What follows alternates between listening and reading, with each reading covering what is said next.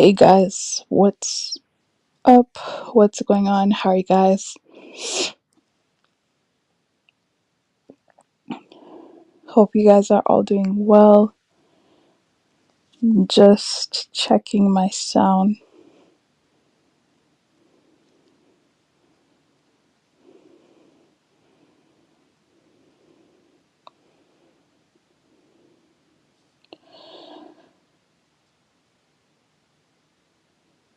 Hmm.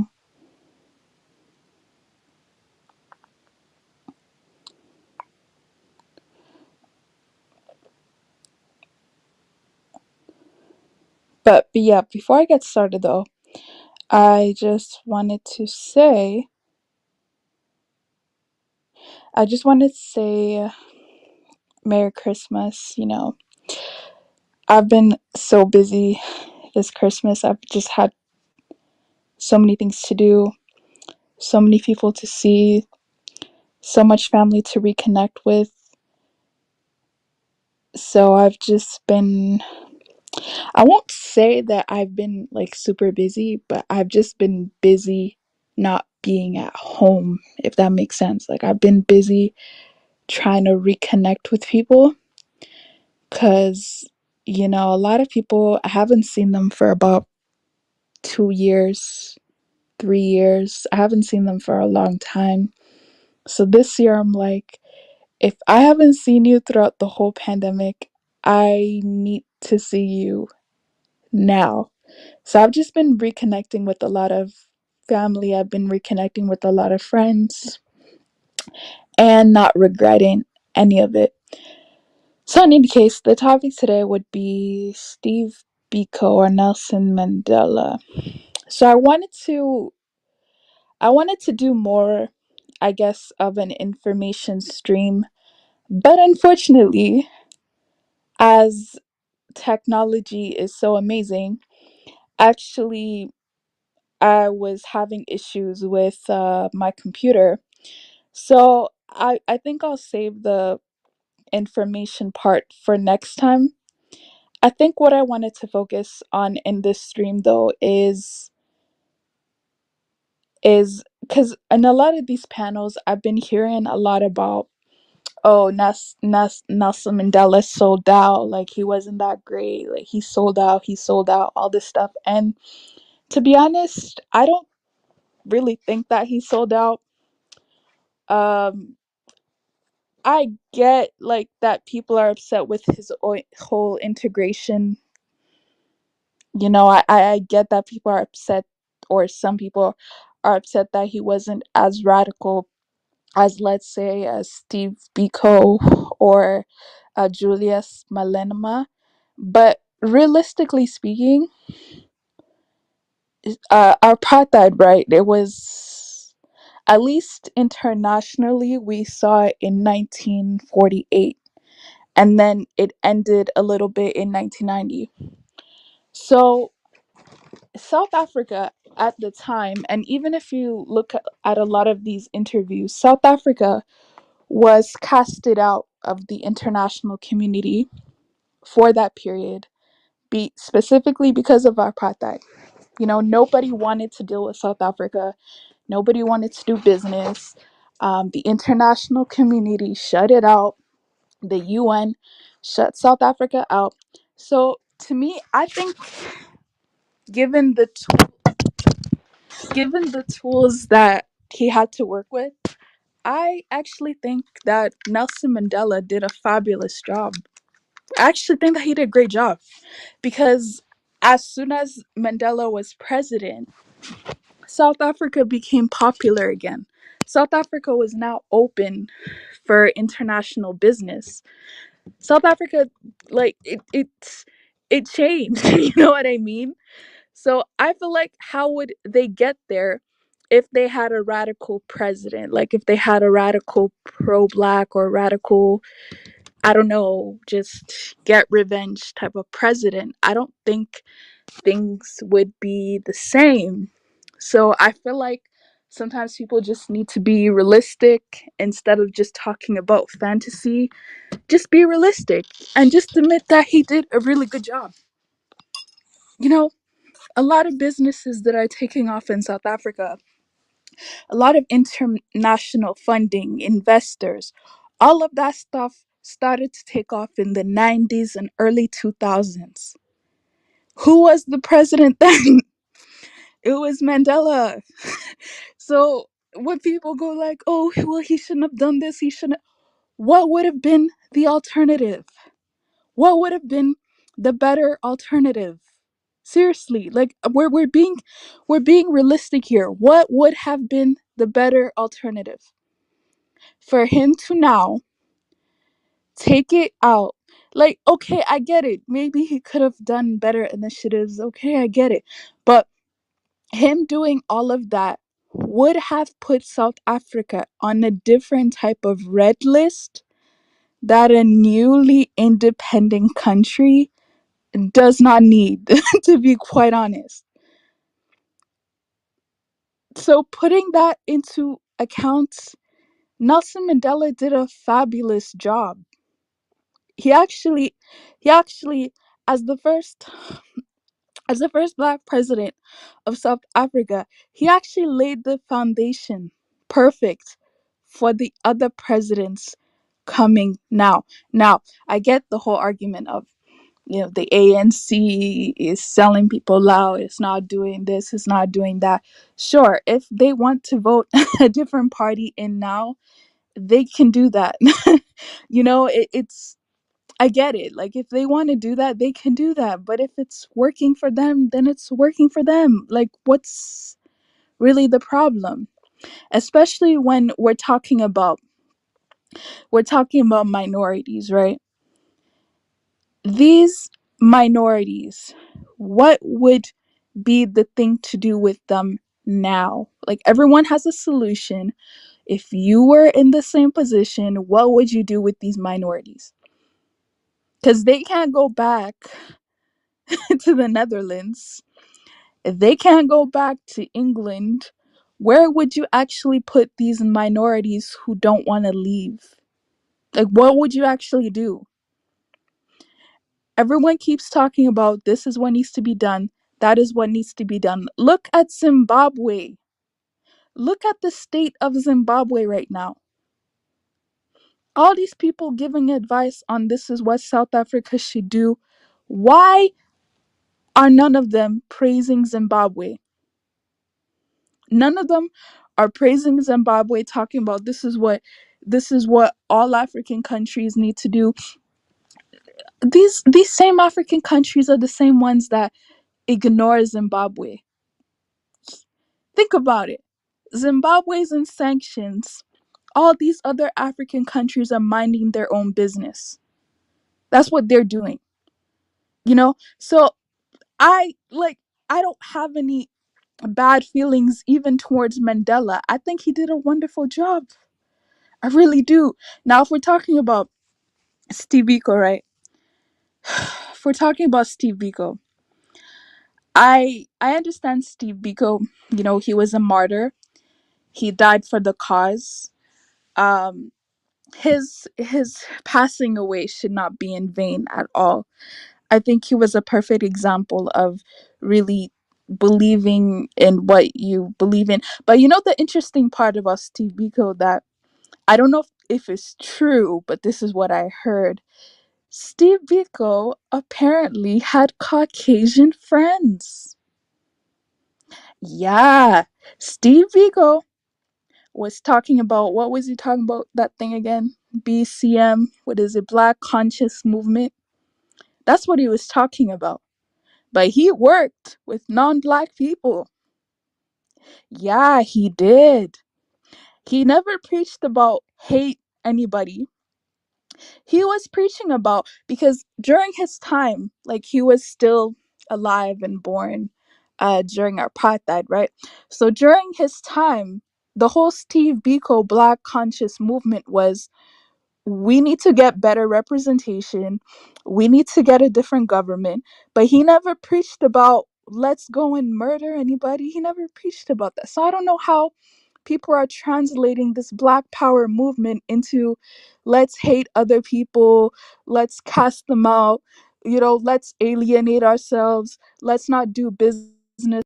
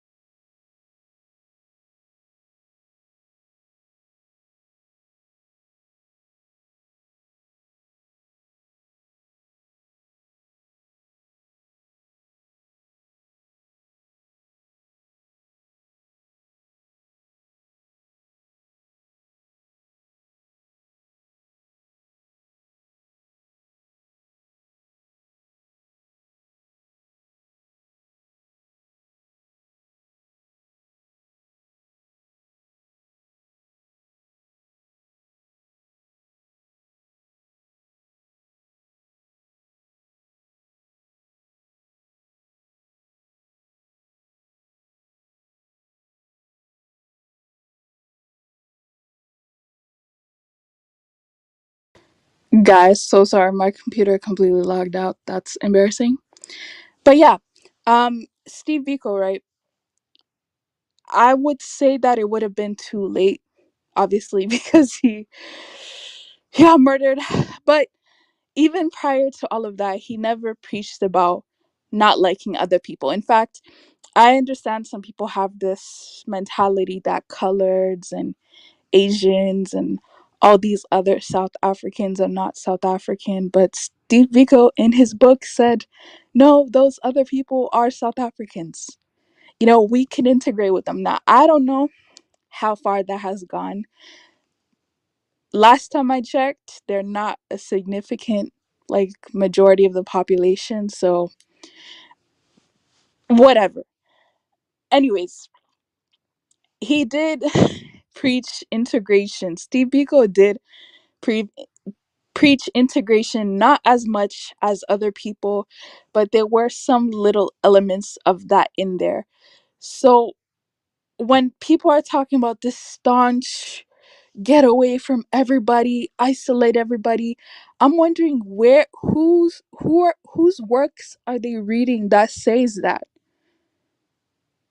Like, because I don't remember seeing any of that, to be quite honest. I don't. See, this is the thing, and this is the problem with some people, right? Instead of being strategic, right? And instead of actually creating relationships, especially business relationships with other groups of people, they're going to sit here and talk about, no, you must hold on to this. You must be the best. And they'll just sit on that information and do absolutely nothing with that information. Like, they're not strategic at all. It's really, really interesting. Now, I don't want to disrespect Steve Biko. I'm just saying something critically. Just hear me out. I obviously haven't looked into everything that he said. I understand that he had this thing called Frank Talks. He had a whole bunch of works that were published in South African organizations. Let me say the criticism of one of his ideology, not criticism of Steve Biko himself. One of the criticisms of the ideology that I have is it wasn't specific enough about what to actually do in terms of economic power or businesses. That's one of the criticisms I have of the ideology. There was a whole huge focus on, you know, being conscious and being black conscious, but there was nothing really, there were no blueprints, I guess I should say, about that. Now, I understand, you know, he probably would have done more because he was still a student, right? So I understand he probably would have done more. Not saying he didn't do enough.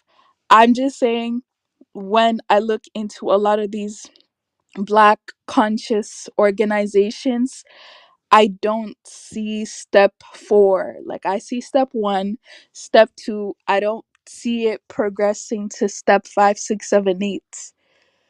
That's one of the criticisms that I have, right? And I feel like maybe because people saying that, another thing, people saying Mandela was never woke. I want people to tell me how somebody could spend 27 years in jail, be part of the ANC, be a freedom fighter, be all of that. How can you spend 27 years in jail, be seen as a threat if you were never woke? The argument here is that the Mandela that went inside of jail and the Mandela that came out are two different people. I don't really believe that. I feel like the Mandela that came out of jail was put in the international sphere, had to think about how he could do things to benefit his country. I feel like that's more so the Mandela that came out of jail. I don't think that he stopped being conscious. To be just me personally, I can't prove it, but I don't think he actually ever stopped. I think that that was always at the back of his mind, to be quite honest. It was. So when people just have so much criticism towards Mandela, who was an actual president, and you're not a president, can't say you never will be one, but at least currently you're not one. To me, it's just it's really it's like you're flipping a coin, right? There's one side and there's the other side. It's still the same coin. I feel like it's not fair when they do things like that.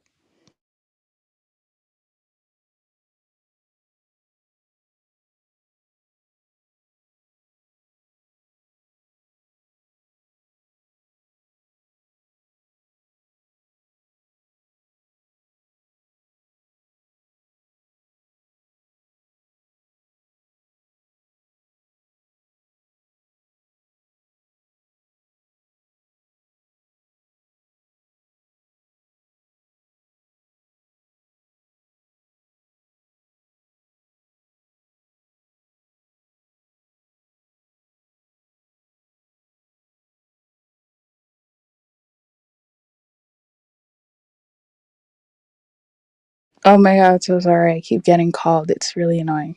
Like I keep getting called during the live stream. But yeah, I'm back. Okay, let's see what some of you guys are saying. Hi Mali, what's going on? Hi Yoba. Hmm? Mandela was more technical and practical. There's a reason why migrants run to Mandela. That's a very good point. He was more technical, he was more practical, he was more in the real world, real life, dealing with real life situations. And actually, he was very forward seeing. I don't know a lot of South African presidents, I'll be honest, but I think Mandela really paved the way for someone like Thabo Mbeki. I know I probably said the name wrong, but you know that other president, Thabo Mbeki. I think. a lot of the things that Mandela set in place actually helped future South African presidents. And I feel like that's actually very forward thinking, if you ask me. Oh well, half population of Zimbabwe itself is in South Africa. African Melody essay should allow the Afrikaners to have part of the Cape area as a country. Next essay should have reached out to AAs about 20 years ago to assist with okay. I'm not trying to be too mean with this one, to be honest. I'm just speaking from my opinion. Um, well, okay. The AAs are already going to South Africa right now. Why should they have reached out though 20 years ago? That's what I don't understand. Why should they have reached out 20 years ago?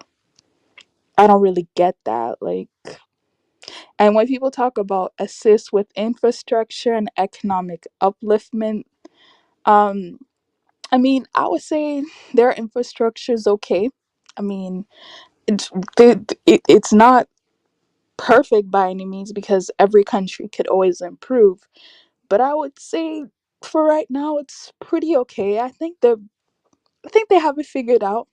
I think they, at least it looks like they have it figured out. But I'm really curious as to why people are saying AA should have been invited to South Africa 20 years ago. I really want to know the answer to that question. That's a very interesting thing to say. Uh, that's not through migrants. Just add more burden to South Africa. But most successful people in South Africa is South Africans. I'm not for this integration nonsense. What I know is that our leaders did not have a choice. Hmm. That's you're right about that. Because I was looking into, and again, I know I need to do more research on this, don't kill me. But I was looking into what Mandela had to do at the time, and that was one of the things that had to be done. Because imagine if Mandela came out and said, screw everybody. Like, imagine if Mandela did an Idi Amin and just said, everybody get out. The same international community, right? The same international community that was bigging up Mandela would then start calling him names again. That's just the facts. Like, people could, people could like get angry all they want. That would have made Mandela a target. And that would have made the nation of South Africa a target. See how they talk about Robert Mugabe? The exact same thing, probably actually even worse, would happen to South Africa if anything or any of those initiatives came out in public. I think that's just the situation right here. So you're completely right. Them Caucasian and SA need to go. They are Western. Go where? This is the thing. Where would they need to go? I think, was it the Netherlands that invited them back, and then the Boers said no, we don't want to go back. So, like, I'm just trying to be realistic here. Where would they go? Nobody wants them. You know.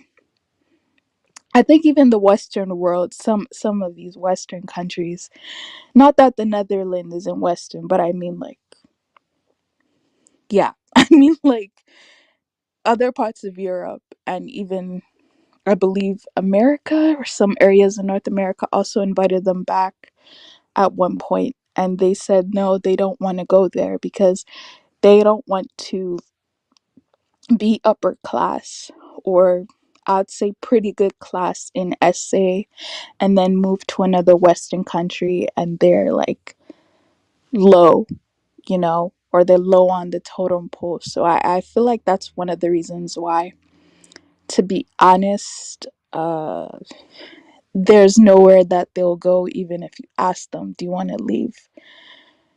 The whites in SA are Western gatekeepers. Black as leaders got us on bricks, and we not turning back. Steve, Biko, and Chris Haney were going to cost us big time. Their approach only works when you have. Oh, okay, that makes sense. That makes sense. We will never give them Western Cape. How about we work with the Netherlands to get them back to their original homeland? People who badmouth Mandela have no historical context, or do they understand anything about war and geopolitics? Mandela that went to jail and the one that got out is different in mentality. The one that went to jail was not aware of the real power the enemy had. Now, I wanted to ask you a question. What happened with the whole what happened with the whole nukes, the whole nuclear weapons? What was the justification that the South African government dismantled all of that? Um, I do understand that that has Western influence, uh, but do you want to give more context on as to why that happened? Because that really took a lot of us by storm. Mandela that came out of jail was a clone. Mandela put his work in. I disagree with integration. Mandela was just trying to get out of prison. I think that Mandela was trying to be like, Mandela was so forward thinking. He was like, let me do all of this so that I could get a movie made about me. I could get books made about me. I could get the whole international community. Man, no, I well, he honestly wouldn't be alive if he didn't do that. So that's just a fact, though. Mandela got more wise in prison because he learned about the ways of the enemy and the power that they hold. By the way, greetings, my beloved. Hey, greetings. What's up? How you doing? Mandela probably felt like a damn, like damn. Why all my South Africans not breaking me out of jail though? That's a very good question. Does anyone have an answer? That's an interesting question actually. Thabo Mbeki was an economist, but he benefited from the foundation built by Mandela. Mandela knew how to play along with the global agenda. Shout out to the Queen. Oh, thank you so much, Nigerian Prince. People offering Black South African salute. Ooh,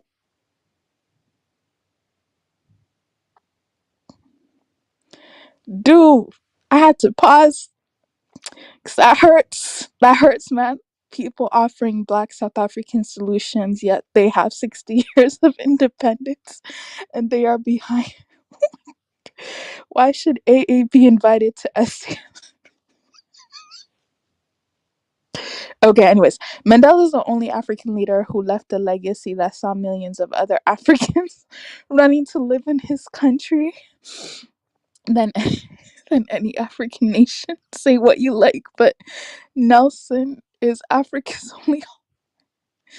No, my people don't have that expertise. We were slave trade, Lozy, because African Americans fought against apartheid and forced the U.S. to. Um,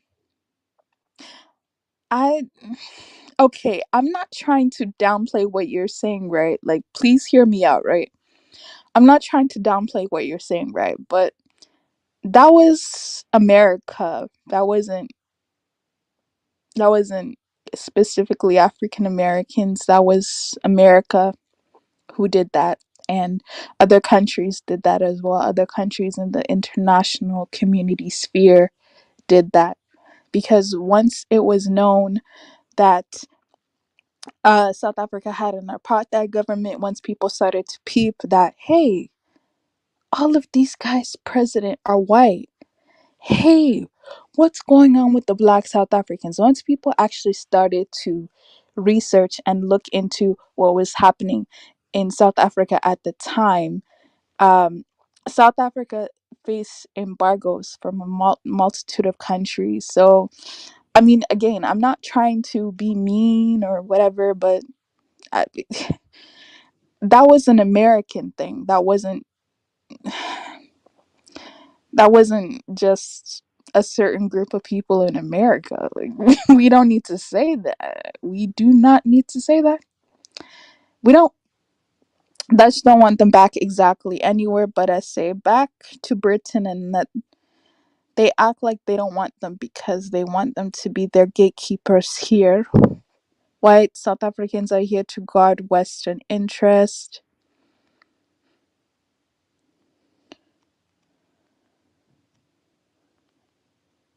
Bill Clinton's admin terminated them. Just as I said, our apartheid government was here for Western interest, and they were supported by the USA and UK. Nukes are fake, so it is what it is. Mandela could forgive the people who put him 27-year in prison, but couldn't forgive Winnie.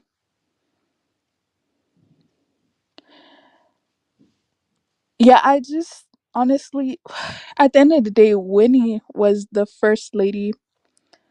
She wasn't a president, and she actually, Winnie Mandela, right? Because I hear this too, that Winnie Mandela, Nelson Mandela had problems. But to be quite honest, Winnie Mandela had more fluidity. Do you understand? Because she wasn't the president, she had more allowance to do whatever she wanted. Nelson Mandela couldn't do the same after he left, after he became a head of state, after he became more important in the global atmosphere. He couldn't have done what she was doing, anyways. I mean, I don't understand why people don't just get the simple concept of you can't be a president and be that obvious about your intentions without them trying to get rid of you. You can't do that. So, in this case, would people say that Nelson Mandela was wrong for doing what he did because he wanted to, even if it was just as simple as he wanted to stay alive? Are people going to be like, well, that's so selfish that he wanted to stay alive? Forget forget any of his governmental initiatives. Forget the him thinking about the atmosphere where his country would be placed. Do you honestly think that it's selfish for him to have been like, no, let me rethink, let me strategize because I want to be here? Like, is that such a bad thought? Because when I think about it from that perspective, I don't think it's all that bad, to be quite honest. I don't. Because I'll be honest with you, I don't think I would want to be. Actually, let me not say I don't think I would. I don't want to be a martyr. Hey, ask me maybe in 20, 30 years. I don't know. That answer might change. But right now in my life, yeah, I want to stay alive. So if he also had that mindset and that thinking, then what was actually wrong with what he did?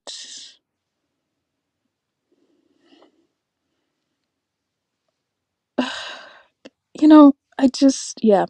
Anyways,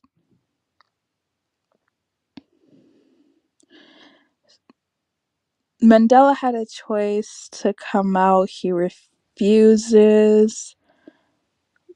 Come out of what exactly?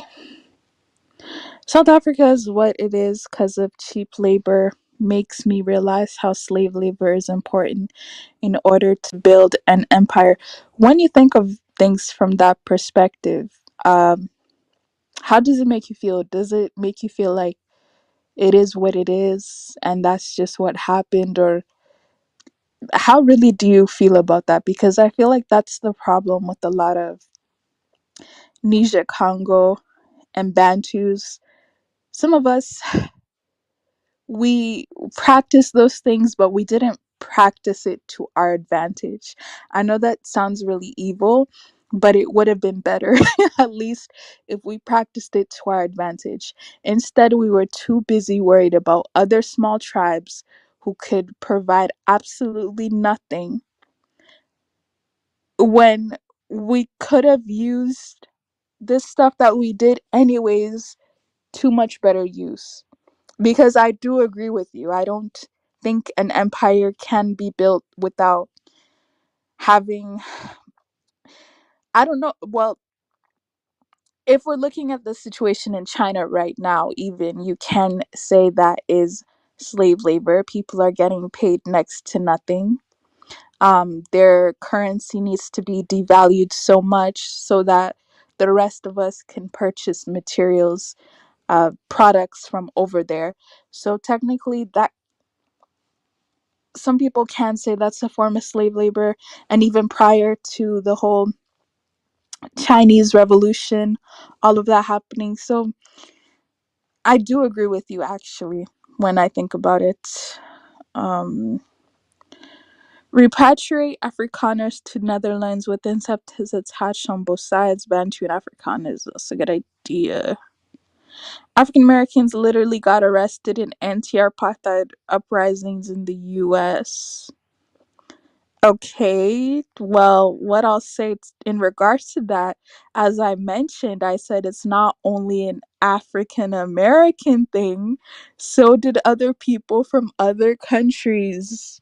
Why can't I say that? Anyways, name one African leader better than Nelson Mandela or any black leader. Um, Thomas Sankara. Okay, sanctions only got implemented because they saw how the SA border was ending. Why not sanction in the 1960s when blacks were brutally being murdered in plain sight? War ended apartheid, not workless AA speeches. Ooh.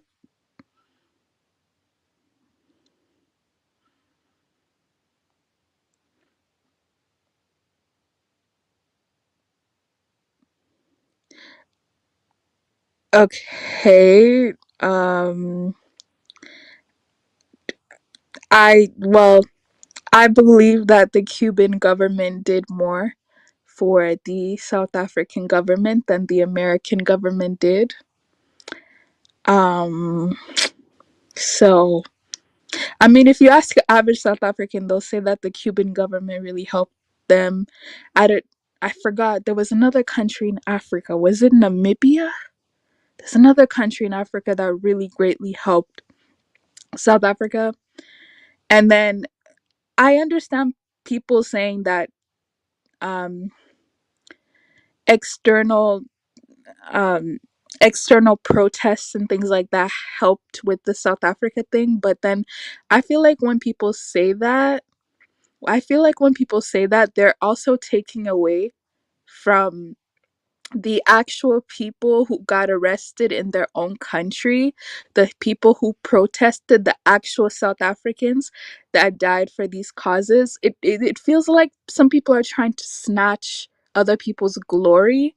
And I don't really like that. Like, I don't understand why we can't just talk about South Africa without someone else saying, oh, well, we contributed too.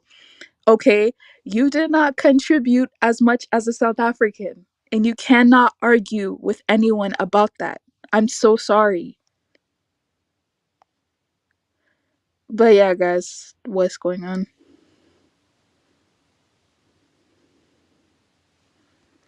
Hey, how are you, AM? Can you hear me? Yeah. Yeah, yeah. Just to put in context on what I meant.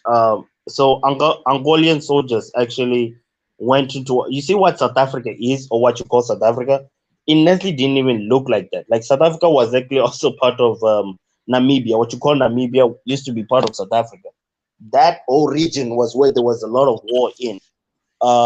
Angolian soldiers and with some Zimbabwean and Zambian soldiers were actually at war at that point. So these were people outside. Obviously, they had ANC members or at least veterans out there. They called the MKs that played a pivotal role that were fighting in soldiers. Like this was gun on gun fight, like not some speech and whatnot. This was actually violent fights. You can look it up. South African border war. Been looking it up for the past days, 3 months actually. I didn't even know about this. Like these are things South African government never teaches its students. It will be weird, but this is actually epic, right? To a point that they actually made Namibia its own country because it was never a country. It became a country, I think, in 1998. The South African border war ended in 1988. And if you look at the sanctions that were implemented, you start noticing why are these sanctions being implemented in the 1980s? They were never implemented back then when Robert Sebukwe, he started with his anti-Dompas march and the Sharpeville massacre and all of these things. Because a lot of horrific things happened with black people way prior to the 1980s. Way, way worse things that the international world never gave a fuck. And I get it. It's because at the end of the day, it's all about profit, right? Like I don't look at the world as good and bad anymore. I look at the world as everybody's trying to eat. Africa has resources, people want it. It is what it is at the end of the day, right? It's a fucked up world, but it is what it is. You know what I mean? And I think by that time they saw that clearly the Bulls were losing, and that's when they wanted to at least go on the quote unquote winning side and look like they're good people. That's why you notice why the sanctions are being implemented in the 1980s for most part and not prior to that. Because clearly we could see South Africa is going to win. Because after you take Namibia, you're really, think about what South Africa is. You're surrounded by Namibia, Botswana, Zimbabwe, which is, Mugabe with his a good white man's a dead one policy. And which one? Mozambique. I'm just saying, these are actual black nations, right? You're surrounded by actual black nations. The fact that South Africans, black people in your own country, yeah, your neighboring countries are all fully black, and then you're hungry to go to war. So I guess that's when like you had like the Afrikaners want to start settling that time. And I think the one party that was willing to have a negotiation with them was the ANC. The PAC definitely was not going to have that. I remember this reading on that, like the PAC really refused like this whole negotiation thing, but the ANC was like willing to have some negotiation, I guess. And that's really what South Africa is in its essence, right? Like, yeah, that's when like he started the whole releasing of Mandela and stuff. Yeah, so I'm just saying, like, it was mostly out of war. Like, that's why I'll be honest with you, the ANC kind of has more leverage because of that, is what I'm saying. Like, war kind of helped the ANC have leverage when they were negotiating in Codesa. Compared to that, they wouldn't have them as much leverage as they do have now compared to back then. Because the big leverage they have was the only leverage the Bulls have was more economic than on people thing, on a man to man war thing. That's literally what it is. Interesting. Okay. Hey, how are you? Good. Thanks. Good, man. Yeah, man. This idea that African countries liberated themselves, I feel like it's more on paper, but in reality, I don't believe. I just feel like something was happening. Like I feel like the West had like a plan in terms of when they're going to liberate each African country. Like it was done in stages. Like looking at what these guys like the capabilities of the militaries they had, how advanced they were. If they wanted to eliminate 50% of African population, they could have done so. I mean, you take a case in study in Congo. The Belgians they killed about probably I think it's 1.8 million or even 5 million people, probably even more because probably some were not recorded, and that's like in the central part of Africa. That's like in the heart of Africa. So, in terms of South Africa, in our position, I'll say ANC aligned itself with like the communist countries like China, Russia, and Cuba. Maybe that's where they had more protection. I'm not sure, but back in the days, Russia and China were not strong as well. That's why I feel like I feel like African countries. I feel like the West were just tired of killing us and all that drama. Sometimes they will just they will just leave it away. Like they will just take whatever they want to take if it's the resources, the natural resources, or they will find a way to integrate the system more, like advance the system so that they stop the brutal killing, like how they did like apartheid, and then they will advance the system so it's no longer like on your face, but they still there. Like I just feel like these people had too much power that they could have done whatever they wanted. So fast forward, I don't believe I ANC has disagree with ever that. had. I don't think ANC has ever had true power. To be honest, that's why you see, or any African party. I mean, any African government. I won't speak for North African countries because I don't know much about their history. Countries like Libya and Algeria, they have a different experience up there. But in terms of Sahara region, and I mean the south of Sahara, I don't think there's any African government or any I don't think we have ever had true power. Or if we did, if even a single country in Africa has ever had a true power, that country could be different from the rest. Africa looks more or less the same, and it's because the enemy has never lost. The enemy has never left, if I may.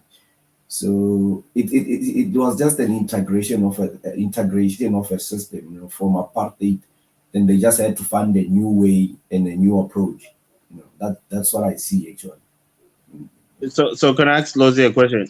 You said that you Yes. think apartheid ended because white people were just tired of hating black people. Is that what Yeah. you said? Yeah.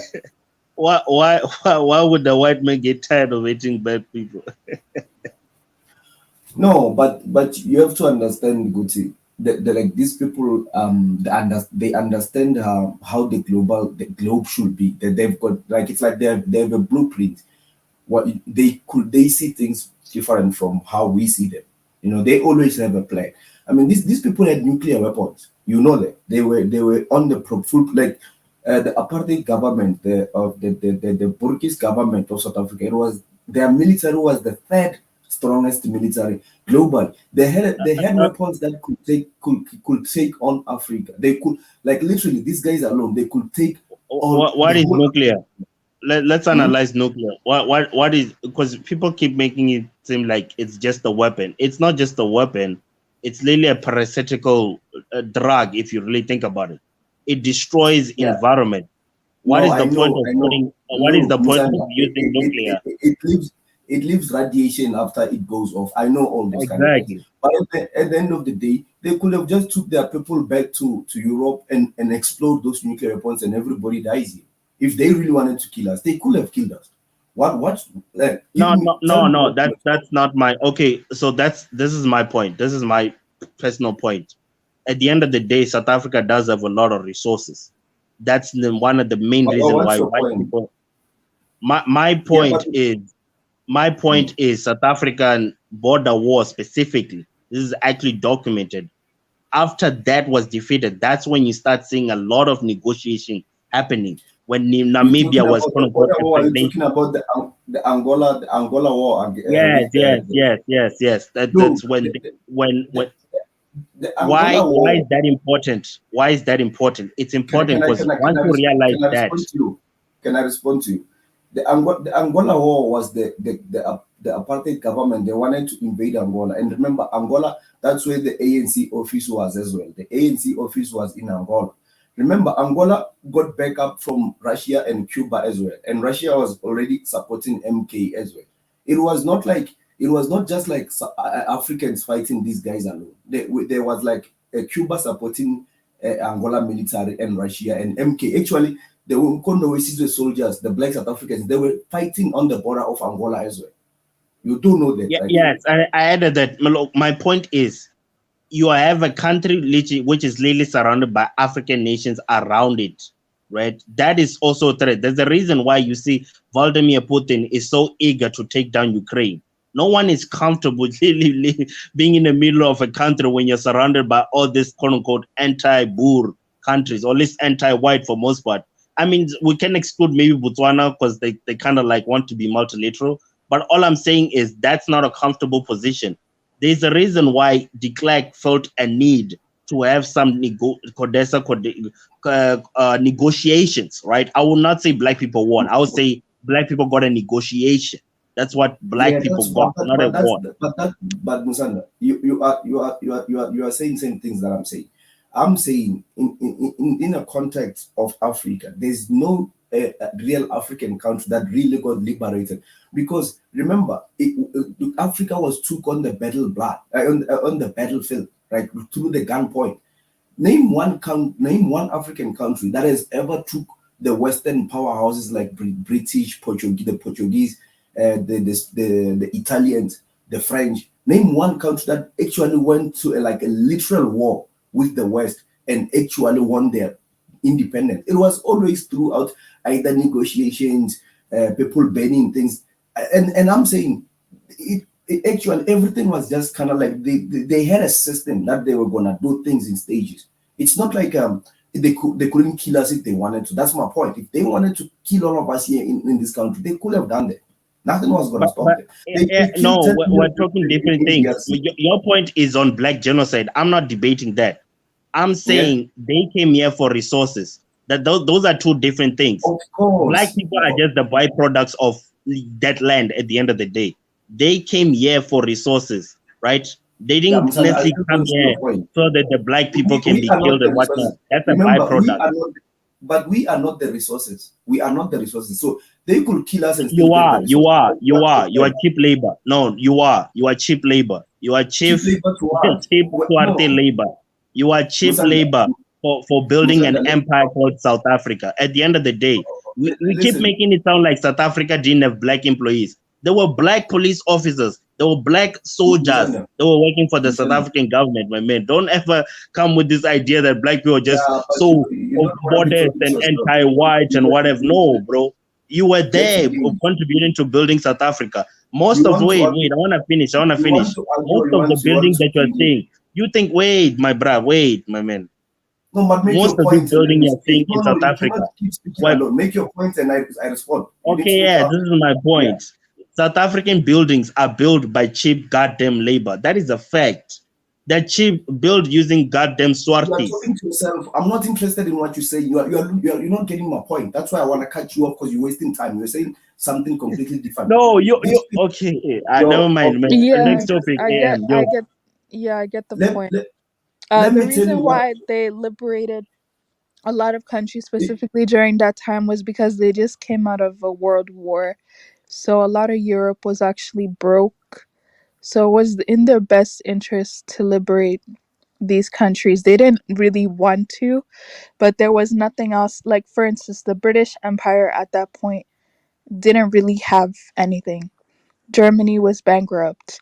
A lot of these countries just liberated the Africans because it would have been in their best interest to do that, anyways. That was and what I happened. want I also want to add to what he was saying, which I think it's pointless because he's not listening to what I'm saying. These people they've never ran in short of cheap labor. When they wanted cheap labor to build America, they came to West Africa and took people there. When they wanted to build, they took the why did we end up with the Indians here and the Malaysians? So don't make it as if these people were like they really needed. If they wanted cheap labor, they could go. The British Empire was found almost in all continents of the globe. So what I'm trying to tell you is there is something that they had which could be a blueprint that they've executed everything in stages. One point that AM raised sexually, she makes a good point when they referencing about, to back to the World War, just right after the World War II. Europe was in chaos as well. That's a good point. But your point is trying to say that they needed us to build South Africa. In fact, they never planned to build South Africa. Their aim was to take resources and build Europe. It was initially they've never planned to build here in South Africa or any African country. There, whatever they built here was like a station for them to be able to take resources and to Europe. That's why Europe is developed. That's cap, man. That's total cap. But fine, man. I don't want to Okay. get into this deep with you, but Losey Josie, come in, man. Okay. To a certain extent, Lozi has a good point. Initially, they were here initially to kind of like set up stations, like kind of like to just for passers by, and then somewhere along the line, like what is it called? Cape. They're in the Cape Town. I forgot. There's a word for it where they set up these stations in the beginning for ships coming through Cape Town. Then over time, they discovered natural resources. They even tried to like indoctrinate a lot of the people into their ways, and it didn't work. And then And then when they realized that they were actually a lot of the African nations actually were becoming rich off the trade with them. So we actually traded with them before that happened. And then on to the apartheid topic. Look, I think sometimes people don't talk about this is that there were wars fought on this continent. There was a war fought in Mozambique, and of course there was a war fought in Angola and Namibia as well, which MK played a role in it as well. PAC, a lot of the liberation movements played a role in it. So a lot of the white people, if they could hold on to how things were, they would have done that. They had to be forced into be to give it up. That's how things happened. I'm not against, and that's how they lost power like they had before. So like I think that's something we need to take into consideration. And as far as Mandela, for me, Mandela's a hero. I might have problems with the ANC, but whether we like it or not, all of these people, Mandela, even Jacob Zuma, all of these people are heroes. They did end apartheid. Like them or not, you might not like what they're doing right now, but they are heroes. They did end apartheid. So I respect all of them. Kudos to all of them. I'll never call Mandela a sellout, but the people that say Mandela's normally compared to who do you call who's this guy? Robert Soboko. They don't really compare him to Steve Biko. Like there's a bit of a difference between them. I think Who's Robert Soboko started another party. who Robert Soboko is started another party, PAC, Pan Africanist Pan Congress. Africans. He's a goddamn Pan African. Okay, okay, let me finish. Pan Africanist Congress, and then Steve Biko, for example, from what I hear from people that I've been told, is that for him, he always believed that all of these things, all of these movements, these liberation movements should work together. Like I remember, like I did history in high school, and I was taught history by a black teacher, one of the first black teachers to teach me at the time. And he told us that no, his idea was actually to unite everybody. Then they never really compared Biko to anybody. Like he was someone that was respected by the youth of that time. Because Mandela and them and Soboko are much older than Steve Biko. Steve Biko was in his 30s, in the 70s when he died. And then Mandela and them were already over 40 in the 60s, early 60s, if I'm not earlier mid, I forgot what year it is, but it was in the 60s when they went down and were arrested. So they were much older than Steve Biko. Steve Biko was more looked up to by the youth of the 70s and so on. So like most of our parents' generation, well, my parents' generation at that time. So yeah, go ahead. Hi Josie Gold, what's up? Sorry, I forgot to greet you in everyone. No, no Greetings problem, AM no and problem. greetings everyone. No, okay, so you Okay, you go ahead. actually did the answer the you did answer the question though. Um, Yeah, but can I just add but Wait, wait, wait, do like you wait. have any criticisms though? Do you have any? Hmm, was there anything different that Criticisms. Wait. Mandela could have done Look, in terms of there are a lot of things that policies? could have been done differently. But look, I think sometimes we need to understand that these people were a liberation movement. When I speak to a lot of people actually fought in the whole struggle against apartheid. Many of them were not really ready for the like actual democracy. Many of them were ready to fight the state, and then I think when they started losing, like when the apartheid government started losing power across, I think what Musanda was saying is right. Like it was a huge threat for the apartheid government for many countries around it that were also like kind of like dominated by white people to say like Zimbabwe, so on and so forth, and Angola. When those countries started like gaining independence from white people, that was a huge threat to the apartheid government. I was listening to an former MK soldier speak. He said one of the struggles that they had in the beginning when they started this thing in the 60s, like when they formed MK in the 50s or 60s, I forgot the exact date, that when they looked up from South Africa, there was like a block. A block isn't like that all of these governments that were under control of white people at the time.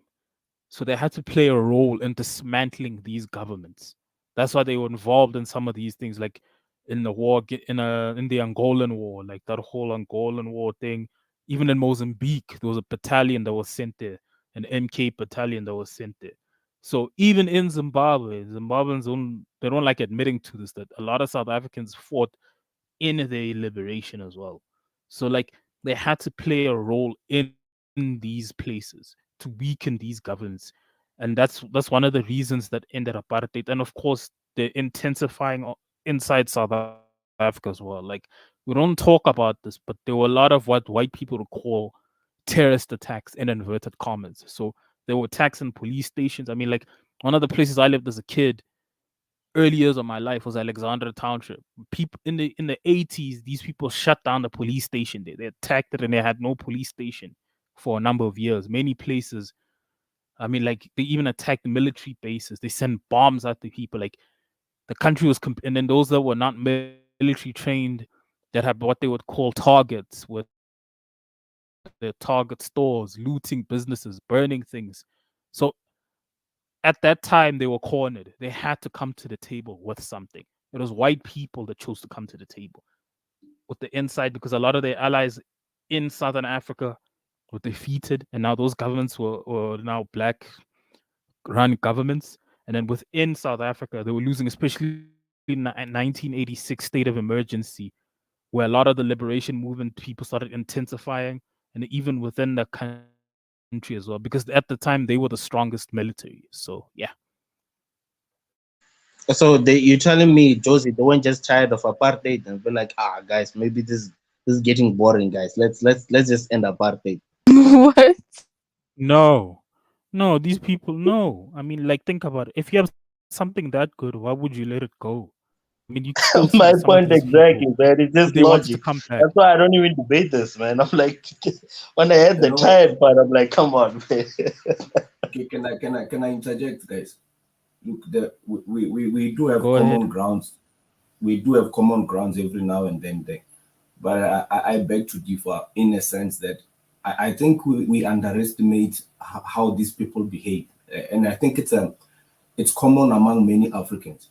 If you study the history of World War One and World War Two and see what these people were doing in countries that were resilient and giving them challenge, like I'll name one, Japan. If you know Hiroshima, the bomb they dropped on that city, and if you can see the repercussions, like the results of that bomb, then what happened, and the reason they did that, these people will go as far as they have to go if you are more resilient. The truth is, in Africa, we haven't been that much resilient. I literally see it this way. We are the ones who actually asked them to negotiate with us. How can you negotiate with someone who's already got more powerful than you?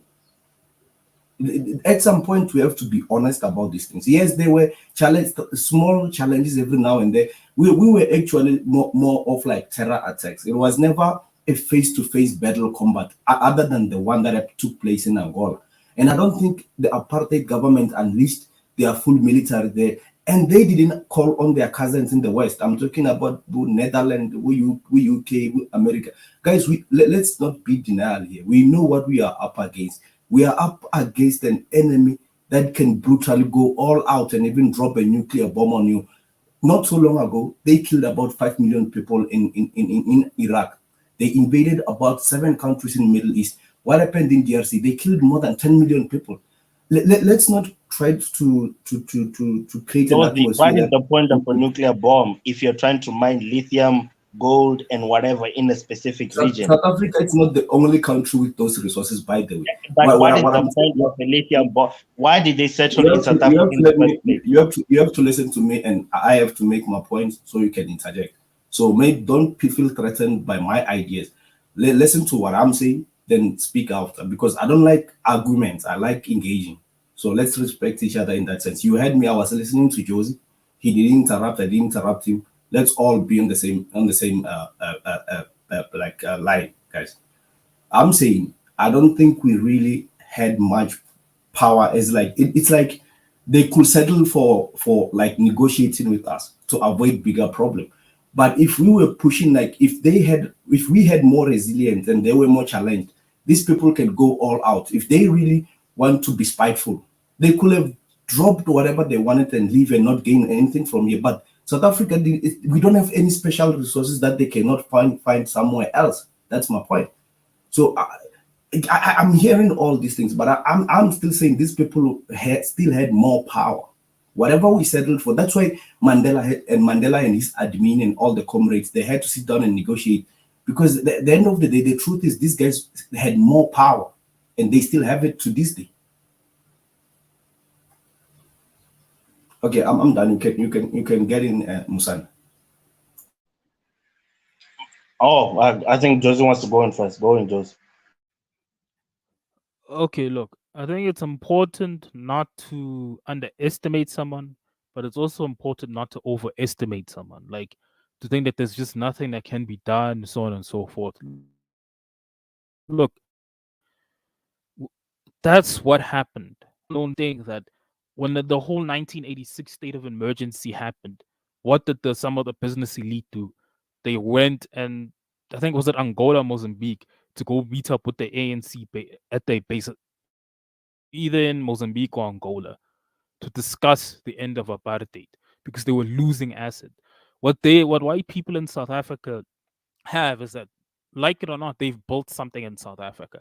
They played a role in building something in South Africa. So they have an attachment to this country. Whether we like it or not, that is a reality.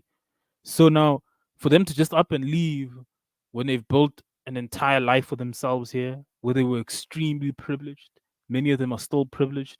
Why would you leave that to go be a foreigner elsewhere? These people had to be defeated. They had to be put into a corner where they'd be like, we can't lose too much because they were already losing too much. If you speak to people, look, I'm from Johannesburg, like here, I was born and raised here.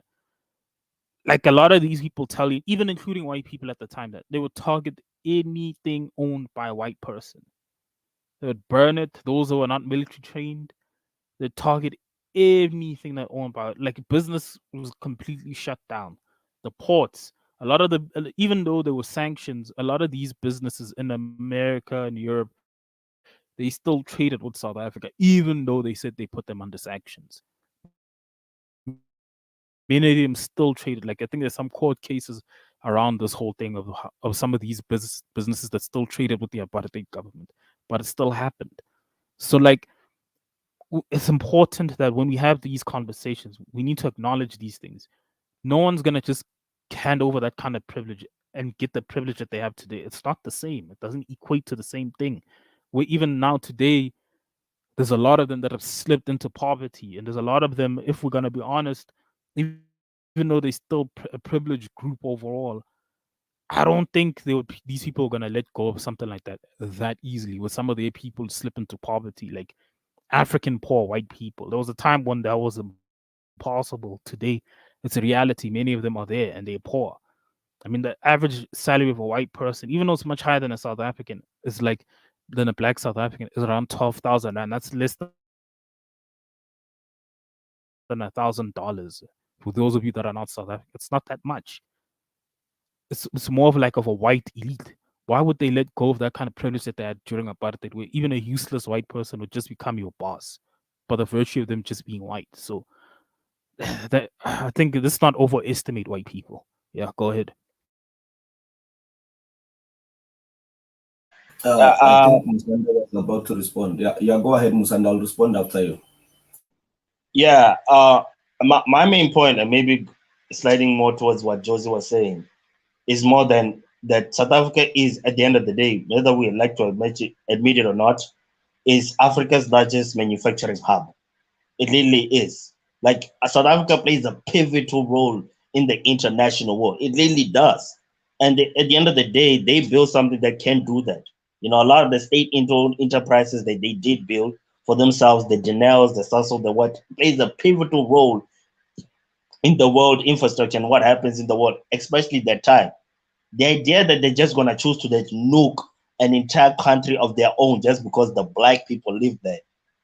Trust me, man, you will try to find some level of compromise you will have to do. They have built a legacy here. They've literally ancestors that have grown up here. They have no other. I mean, yes, technically they do have another home like Europe, but they build their lives here in this country.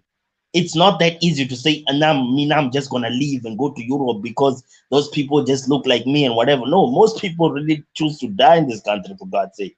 And this is something that most people, I guess a lot of people really don't want to accept. I'm not saying that they are South African. Look, some people want to have the argument that they're not African or whatnot. I don't want to add to that. I'm just saying that you don't build a UCT, VETS, ESCOM, all these things just for a place that you just want to extract resources on. Clearly these people are settling. Yes, maybe they came first here to take resources, but clearly these people build this goddamn country. In where I come from, right? I won't say the story, but it's in somewhere in Limpopo. I literally look at this entire town. These people wanted to settle here. They built goddamn. There's a bridge here going to Messina. You see all these things. These people clearly want to live and settle in, or at least wanted to live and settle in this country and build something from themselves. At the end of the day, they were brought into a situation where they had to compromise, right? And I'm not going to add on to this ever again. If they're capable, I'm not trying to debate that they're capable of nuking us. Yes, they are capable of getting international wars to nuke us and kill us all. But what would that benefit in the first place, right? To a person who actually put so much effort in building an economy like South Africa. You know what I mean? So that's what I don't. That's why I wanted to add on to the fact that yes, I do believe they can nuke us or get the international world to nuke us, but there won't be any actual benefit on that in the first place. So yeah, that's why I'm done. So I think that we're putting a negotiation a position with de Klerk for most part. I definitely believe that the ANC had a lot of leverage when they were sitting down with.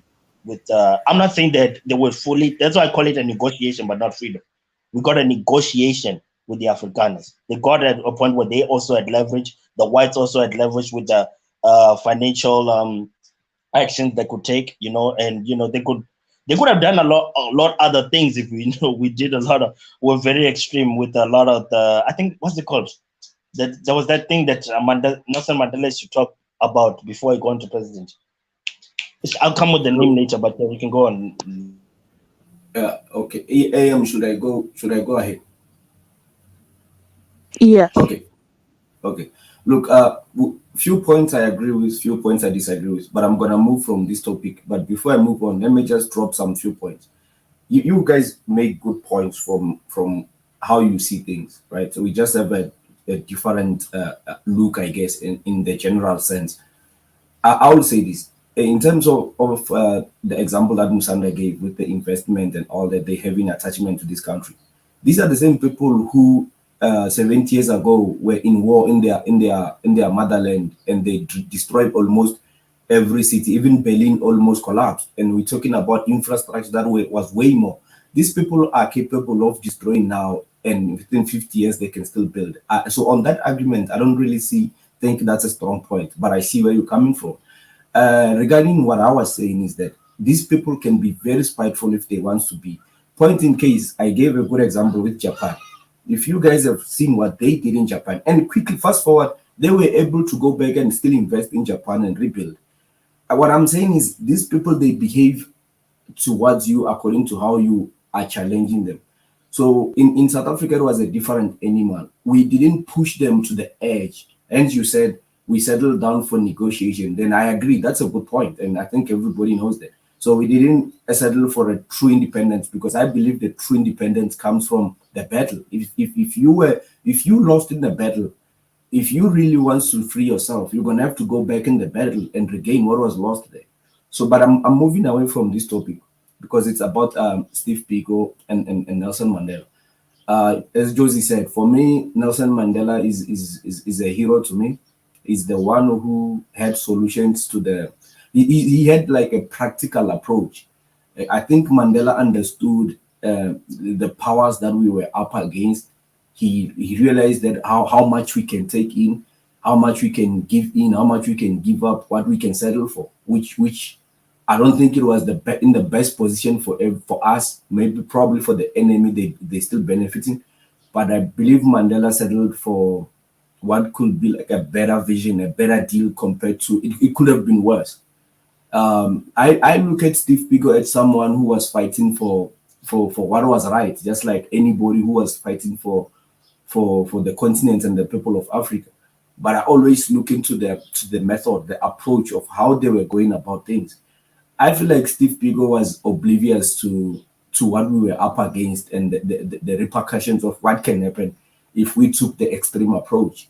You know, it's like well, I'm trying to say this enemy behave in a way that they can really be savages if you want them to be. And I think Mandela, when he was in prison, if he even stayed there that long, I think he got more exposure there. He understood very well what needs to be done, and probably his knowledge in terms of the global affairs, geopolitics, grew there. And then that's the image that you see of Mandela coming out of prison. Was a very compromised image, and even himself he knew, but he was kind of like pushing an agenda, and an agenda that was more of a compromise, probably for his people, and probably most of us will see this in probably generations to come. Maybe it's not it's he compromised for something that won't be seen overnight. One The achievements won't come overnight, but I think he took a solution that could stretch longer, but it was a better practical solution compared to many.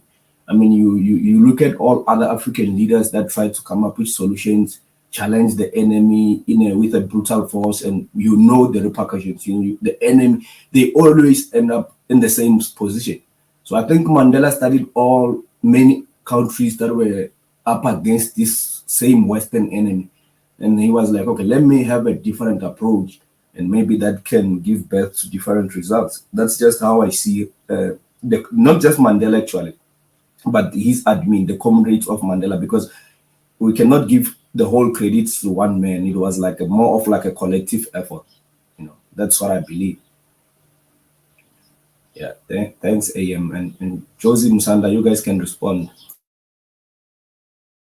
What time was Yeah, the what I I have a think question. What time was the first South African World Cup or Olympics? What time was that? So I'm trying to figure out if that was I mean, the World Cup right 2010. after. 2010 is when the World Cup. And What are when you was the talking about? South African Olympics or the Olympics in We South didn't have Africa? Olympic. we never had We didn't Olympics. have Oh, you Olympics never here. had it? Oh, Or at least, okay, I don't never know, mind. prior to Democratic SA, I don't know. Yeah, Musanda, you were about to talk. Um, shit, I actually was, man. I think A made me forget. I want to remember what it was. So, All No, right, it was look, just after. Okay. look.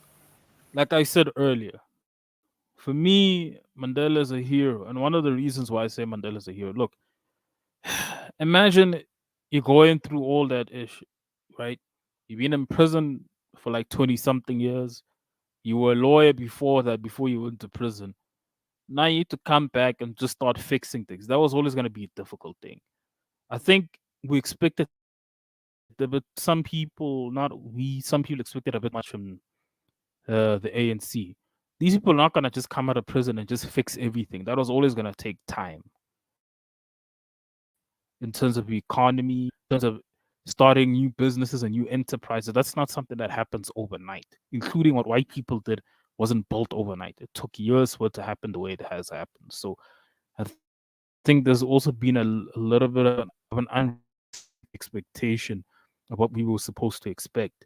This was never going to be easy. So, like, when people criticize the ANC for this and that, like, the ANC was a liberation movement. Whether people like to hear this or not, liberation movements are inherently corrupt because they're fighting corrupt systems.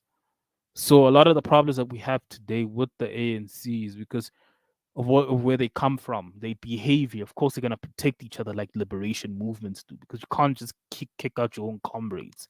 That's where it comes from. So for me, just time some Mandela, Jacob Zuma, Cyril Ramaphosa. I mean, like even though like some of these guys are messing up right now, like 1000%, they're heroes in terms of ending apartheid and giving us what we have today. Because I value what we have today with all its problems. I still think we're better off, even though some people say otherwise. So yeah, for me, these people are heroes, even though some of them are messing up. I just think we just need to vote for something different right now. We expected too much from them. Yeah. yeah, Jersey. You just reminded me. I was watching Go Black to Africa. There was an episode where I saw you over there. And people are so angry at you. I think you said you don't experience racism, which is your truth, right? I don't know why people are so angry. I saw so many South Africans I never knew myself. They're so angry at you for some reason. Hey, I don't know why that boy said that. Like for some reason, that's just your truth, right? I don't know why people are getting angry at someone's truth at the end of the day, right? And I got your point because even me, I guess right now I'm kind of doing some of my when I did my internship, I kind of was working on a you could say a entrepreneur, but it was a black guy, so I kind of got where you were coming from too. Because I know, like myself, for the most part, I've worked for black people for most times. So to say that I experience racism, I'm sure racism exists. Personally, I won't say it doesn't exist, but to say that me personally I experience it every day when I'm employed by a black person will be just me lying. But I'm sure yes, I would say racism does exist. So I'm just saying you just when you're saying that I just thought of that episode when you were playing people are just angry at you for some reason. I don't know. So yeah. Oh yeah, and what I wanted to say before so Yeah, was man. They came for me. that guy yeah, yeah, yeah. So I saw Rotendo, that guy Rotendo was Martinieri. He's been saying things that I actually started looking up, right? Like that was it FATF thing, right? I never took it a lot seriously. I remember watching some news on it. The Financial Action Task Force. I think it's in Paris or something. Which kinda so I'm kind of leading to what Loz is saying, like the fact that you have some a Paris-owned organization that organizes how world banks have to behave and they have to do this and this and how I think South Africa though, right, is kind of like gray listed. So basically, they're saying that they're gonna look more into our economy, and I don't know why they have the ability to do that. But basically, when I see things like that, where an international organization wants to kind of have eyes on how our financial systems are happening and how apparently we're probably hiding terrorists in SA. I do think that does play a part on the amount of power the West is trying to propagate in the world. But I don't know, maybe the ANC does have like an inside plan that none of us here really know. You know, I think the future will just tell. Like, I don't think if South Africa was a truly white country, will be part of BRICS. I don't think a lot of things that happen in SA would happen if we were a truly white, let's say DA owned country or something. Like we have to admit one thing though, that the South Africa will be there are a lot of policies that are being implemented in SA by the ANC will be totally different if they were being implemented by the DA. I'm just saying, if we're just gonna be honest. 100%. Look, Yeah. yeah, but look, just to okay, go ahead, Joseph. Okay, Okay, all look, right. what I was Look, saying was this. Look, at the end of the day, we need to look delay. Lozy speak. I think you're cutting like or something like. no, no, no. I felt like I was getting on your way, so I was like, I'll respond after you. Okay, okay, okay. Let me just speak quickly and then I'll do okay. Look, look. I think we need to accept that the okay, let me start with that whole Go Black episode. Look, on that episode, I don't know, people just came out at me. So like I guess one thing I've accepted is that people in South Africa have different lived experiences. I can't shoot them down for their lived experience. If they experience like racism daily and I can't knock them for it. I mean like you only see videos on it. Well, I see a lot of videos on it, so it does happen. Do I experience it? No, but it doesn't mean it's not there. So, salute to them for that. And then when you talk about Rotendo, look, for me, I'm not in denial of the global system. I was just speaking specifically about the end of apartheid, that there had to be a pressure for them to like reduce some of their power. But that doesn't mean that there's no global influence or some sort of globalist agenda. That is there, no doubt, 100% that is there. And then them trying to grey list our country and have influence in our financial sector. But one thing we also need to take into consideration is that South Africa does not behave like a country that's being run by white people. I mean, you look at a lot of the stances that the country takes, being a part of BRICS, sometimes even speaking out against the West or doing things that the West doesn't want. That's why they're trying to bully us using this grey listing of our country's banks. So, like, you need to take all of these into consideration. That we could say that the global agenda is there, like whatever people want to call it, white monopoly capital or whatever it is there. But at the end of the day, but we also mention about how the country behaves. Even under Cyril Ramaphosa, the country doesn't behave like a country that's being run by white people. A lot of the policies that we have, these are not things that white people would do to themselves.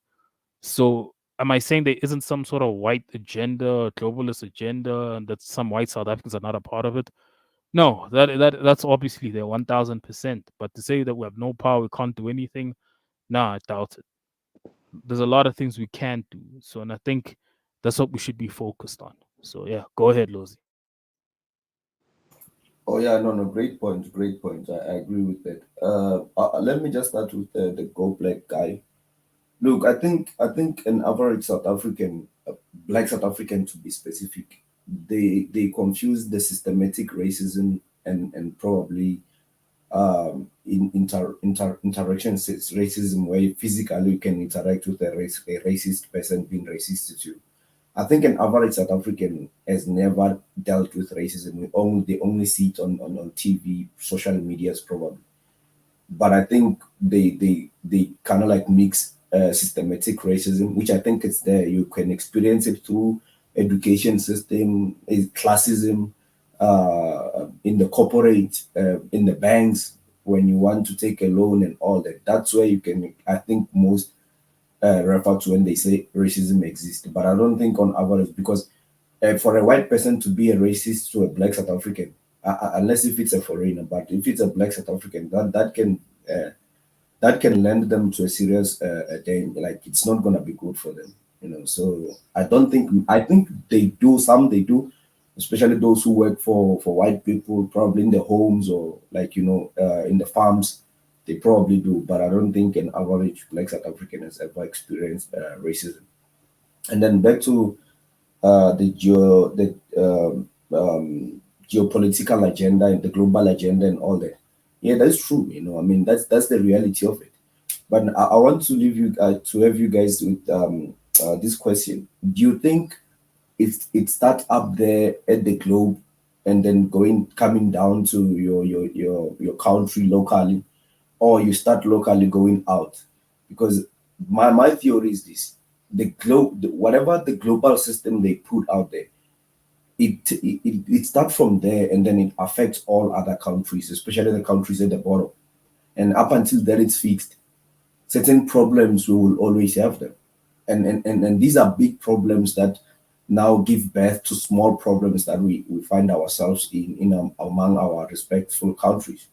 I believe it starts there, with the global agenda, whatever the system they set to benefit themselves and probably exclude other smaller countries that are not powerful. They can't compete, and then they probably rape them.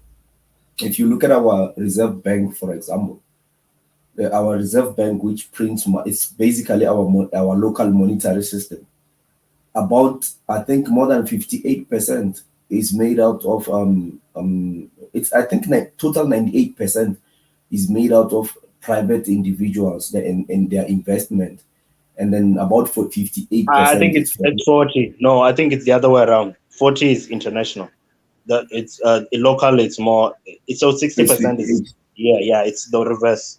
What you're saying, yeah. Okay, then then in that case it's not too bad. Yeah, but back to what you and Josie said. South Africa has never been a white country. I always find it awkward when people try to, especially our black fellow Africans on the continent. They like to say South Africa is a white country. I mean, even by numbers, we have got 4.5 million white people out of our 60 million people. And you look at throughout history, we always fought with them. We're one of the most resilient Africans who had the longest wars with them. You look at today, black South Africans tend to speak more against the West. We tend to challenge them more than most African leaders are afraid of the West. You look, we voted neutral against Russia and Ukraine. And that was like a very bold move for a big country like South Africa, which is the biggest player on the continent. And that was like probably they started to even put us on the gray list. This gray list things, they just come like recently now with the moves that our government has been making. The succession of BRICS, which is one of the most talked up a thing now, like in terms of like in the media, everywhere you go, everybody's talking about BRICS, BRICS, BRICS. You know, we are part of that, which is the probably for the global south. And then you look at that time when it's actually South Africa that initiated the idea that we kick Israel out of the AU African Union observer. What do you call it? We kick them out so that they can stop observing the African Union meetings and all that, and our moves and our plans. We used the what is happening between Israel and Palestine as an excuse, but deep inside, I know that our government doesn't like the idea of having a Western country observing us. You know, most African countries we're not going to talk about this. So I don't think we behave like a white country or any country that is a sellout. And having the presence of the most white people here, we were supposed to actually be the biggest puppets on the continent, if you think about it. But we're one of the most actually, I mean, being the member of BRICS, that alone, I mean, BRICS now at the moment is being seen as like an opposition, like an enemy to the Western globalization, you know, an enemy to their SWIFT system, which they've imposed on everyone, you know, the enemy to the de-dollarization. So yeah, with that, I mean, I don't think I think South Africa is actually the most Pan-African country in Africa, and the leading one at that as well. I mean, even this Africa Intertrade it's basically been funded most by South Africa. Africa Union, if you take out African countries that put their funds there, South Africa is leading with the most funds to that organization. Also Pan-African government as well. So look, ANC domestically, it's been disappointing, especially from the start of Jacob Zuma and Ramaphosa now. But also there's a external hand as well that play is like what they call global, I mean, economic hitmen. There's those economic hitmen that hit our strategic corporate as well, and ANC also been it's not delivering well as well. So I won't remove that responsibility from them. But I still think ANC is the government that has represented the best interest of Africa, at least for the past 8 years. I don't see any. I can't name any African government now that has pushed more than ANC for the African agenda. I mean, how did we end up on BRICS? First of all, and no African country was initiating to even think of BRICS.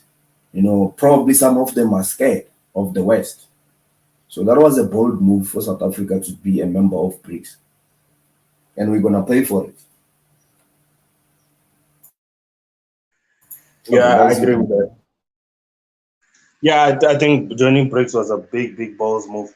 What I'm a little bit skeptical of is the Egypts and the Turkey and all this countries, because I know Egypt actually was not neutral. It was actually went against Russia when they're on their voting stance, but they want to join. I don't know how Putin's going to take that. They want to join BRICS coalition. So that's that's what I really want to know. And you have another country that's part of NATO that wants to join BRICS. Hey, I'm getting So skeptical of this coalition. You know. just to update you, Egypt is already on the bank. They've already joined the Reserve Bank of BRICS. It's I think it's Egypt, Argentina, and Thailand, if I'm correct. But look, it's complicated because we have to be careful, you know, because I also see people making these comments online like South Africa is with USA, blah blah blah. South Africa and USA, they've got large investment, they trade amongst each other, blah blah. They also use the India and China tension. You know, India and China, they've got their historical tensions among themselves. And then some other guy a week ago he was saying, no, the Brazilians, they hate black people. And if you look at these people, most of them are like white guys. So the way that they starting to shake now, it shows that BRICS it's a threat. And either way, whatever they try to do, as long as China doesn't shake, BRICS is gonna succeed. You know, the succession of BRICS is gonna be held more by China, and they will try to come and create all these dystopias and all these tensions among the BRIC nations, but they're gonna have to hold on. Yeah, I I need to agree to respond that. to a question. Like, do you really trust China and Russia? I don't. Look, personally, this is not about trust because technically you can't really trust anybody. I think what people are trying to do is get away from that global system that's being put up by the West. Now, if we can have an alternative where, even though we're a part of BRICS, we can play the East against the West up until we're strong enough. For me, that makes more sense. I mean, like I remember watching like an interview with Mandela before he became president, I think in New York, where they started trying to get him to like not hang around certain countries, like let's say like the Russians, Cuban President Fidel Castro, and many other people that supported the ANC that the West didn't like, and he fought and said no because he knew that deep down, like, I think back then the ANC, not just Mandela, knew at that time that they're going to need an alternative. Like you can't just hand yourself over to the West just like that. This was before he even became president. He backed that up. That he's saying that, man, these are my friends. Don't make your problems like you not liking someone doesn't mean I shouldn't like them as well. So I think that's what we should be doing. How can this benefit us? So yeah. Yeah, we're And waiting for Ghana to join BRICS, man. Where's Ghana? Yeah. Uh, I no comment. yeah, well, I don't know why people would. What does trust has to do? Like trust has to do with what? We need to stop being emotional all the time as black people. This is all about survival. This is survival. It has nothing to do with trust or anything. The natural nations, they about like 25 or 23, if I'm correct. Many of them there historically they fought like serious wars, and they don't like each other as well. Not all of them like each other, but they have succeeded because they united against everyone, and they were able to, in the name of uniting against everyone to exploit all of us. They did what they had to do. We don't need to trust Russia or China or India. We need to be there for the best interest of South Africa and the people of South Africa. you know and why will you doubt China and Russia? What did they do for us to start doubting them? I mean, it doesn't make sense. I don't get it. At least China and Russia actually did support us a lot during apartheid. They did support us a lot. Russia offered us military training, free weapons. AK-47 was all over with MK, and AK-47 can only be produced by the Russians. These countries, they don't have any history of having any bad ill amongst us. They just big countries that are trying to survive as well. Whereas America at some point it was supporting apartheid, but we after 1994, America is one of our biggest trade. We have got more than 500 companies from America trading here. Nobody has ever said, "Do we trust America?" It has got nothing to do with it. At the end of the day, we have to fight the dollar. We have to get away from being forced to trade using the dollar at the global stage, because that makes the dollar to be the most valuable commodity. It makes the dollar to be the most currency that is on demand because everybody is using it. Then that gives America a whole lot of power. And then they go around sanctioning whoever who doesn't submit to their agenda. So we need to get away from that. So now I look at BRICS succession as a liberation, a global liberation, at least another option that will oppose this one powerful force that is dominating the current globe. You know.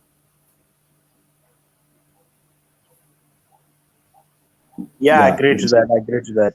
We need our I own. know Why what you're don't we? saying. Why doesn't Africa have its own financial action, whatever tax force, and we regulate how Europe is doing its management, or our own Moody? That's the Because first thing Africa's I want to ask. dysfunctional. You need military. Africa's I mean, dysfunctional.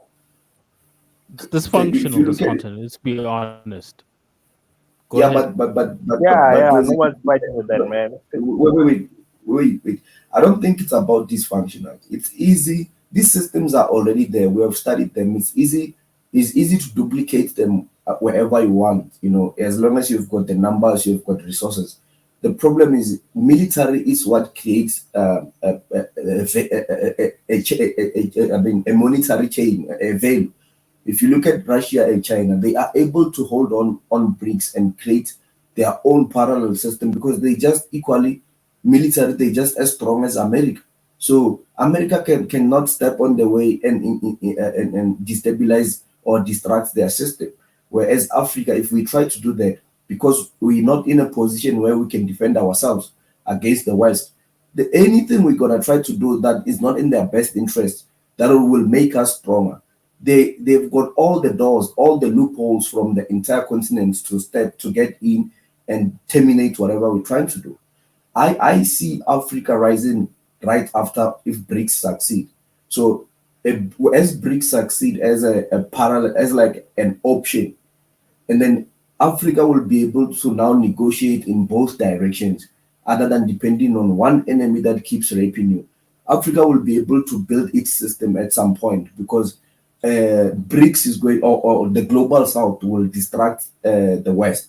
So the West, we just need the West to have something that gives them a whole distraction, a lot of competition. Then with time, Africa will have its own a leg to stand on. But at the moment, we can't do it now because America is going. How many military camps of America do you see in Africa? And why do you think they've imposed their military camps all over Africa? France as well. Let's just say the NATO countries. They dare to destabilize whatever we try to build on the continent. But they're limited in. I think at the end, I think there's only one in Southern Africa, though. I know they're limited.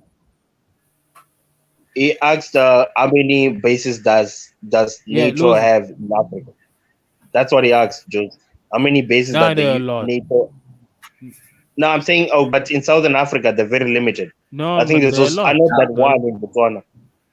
Yeah, but Musana, that's not the point. The point is the continent. Botswana.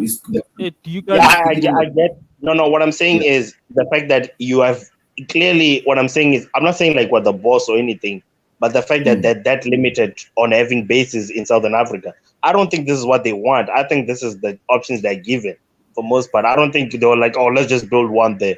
I think there is some pushback they did get from that. Even that thing that happened in 2008. Remember when the US was pushing for SA to remove Robert Mugabe because he didn't want to get off his presidency. South Africa refused. Like, this guy have the nerve to say South African army must help them take down Zimbabwe. Like the nerve, bro. Is Rutendo is that Zimbabwean guy who was interviewed by this guy? Penwell.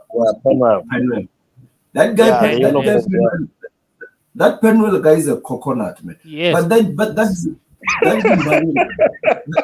Zimbabwean guy. That Zimbabwean guy, he spent a lot of time. If you listen to his context or whatever, Lozi. Repeat what you said. Okay, I'm saying that Zimbabwe Rutendo, the Zimbabwean brother, whenever they interview him, 90% of his context is basically about South Africa, not about Zimbabwe. I don't understand. I get lost. I don't understand why his focus is more of South Africa than and did you see that Ramaphosa actually is busy negotiating with the West to at least remove the sanctions on Zimbabwe? He hardly speaks about it. All he does is to criticize South Africa. But I don't see any other African leader. Lozi. On the interview, he did Ramaphosa was doing. To be fair, but he does always talk about South Africa. Like, that shit is but I think you should also speak about other things. But another thing okay, go ahead. Another thing you need to acknowledge is this. Okay, go ahead. Hey, just talk.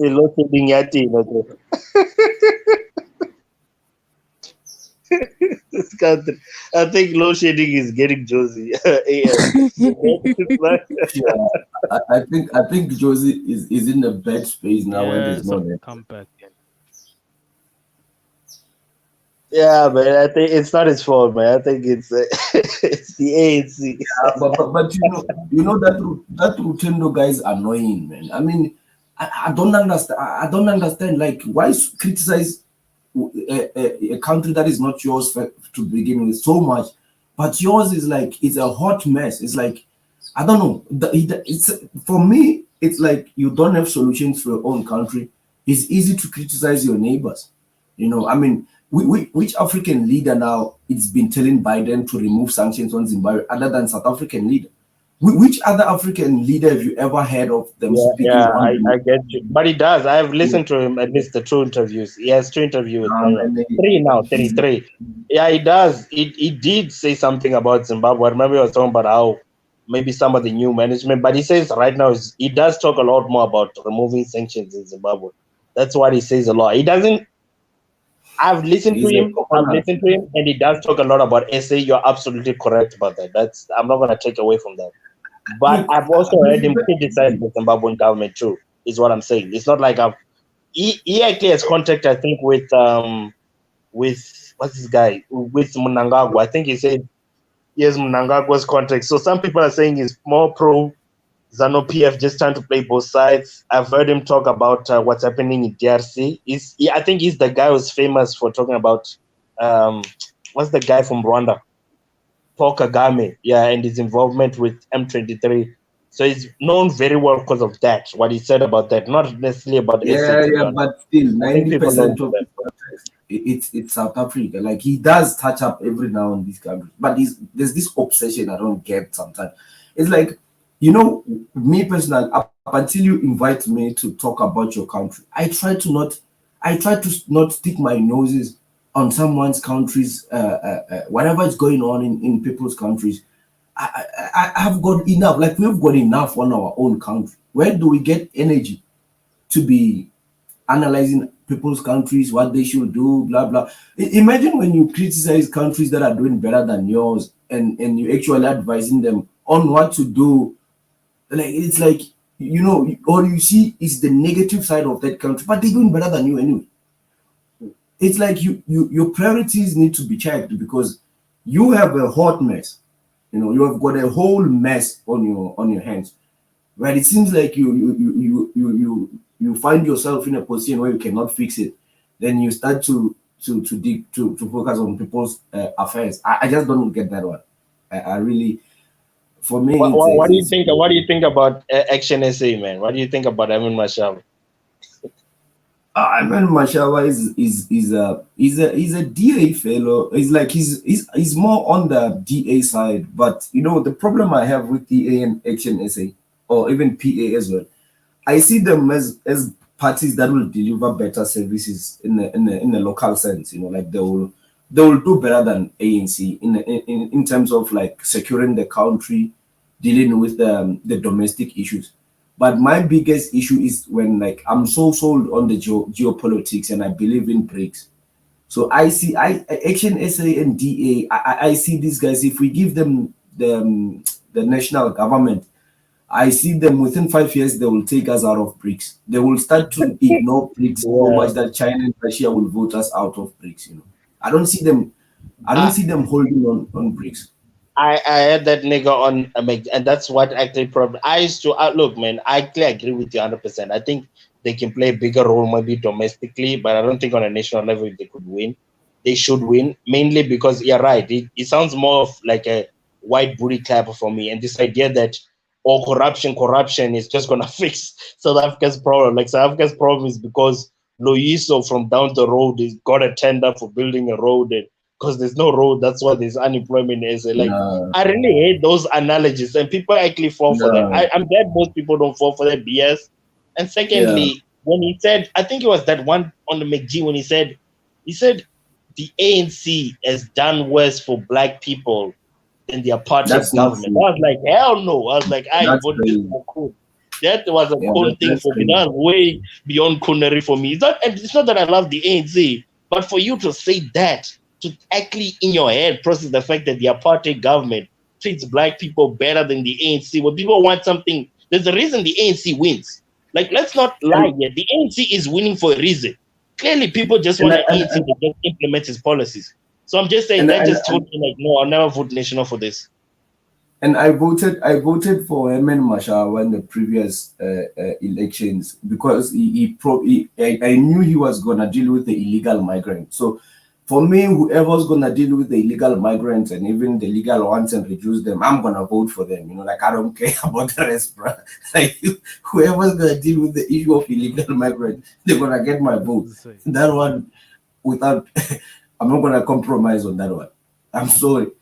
So whoever is raising that issue, bruh, like you know how Trump won, bruh. Like Trump was raising the domestic issues.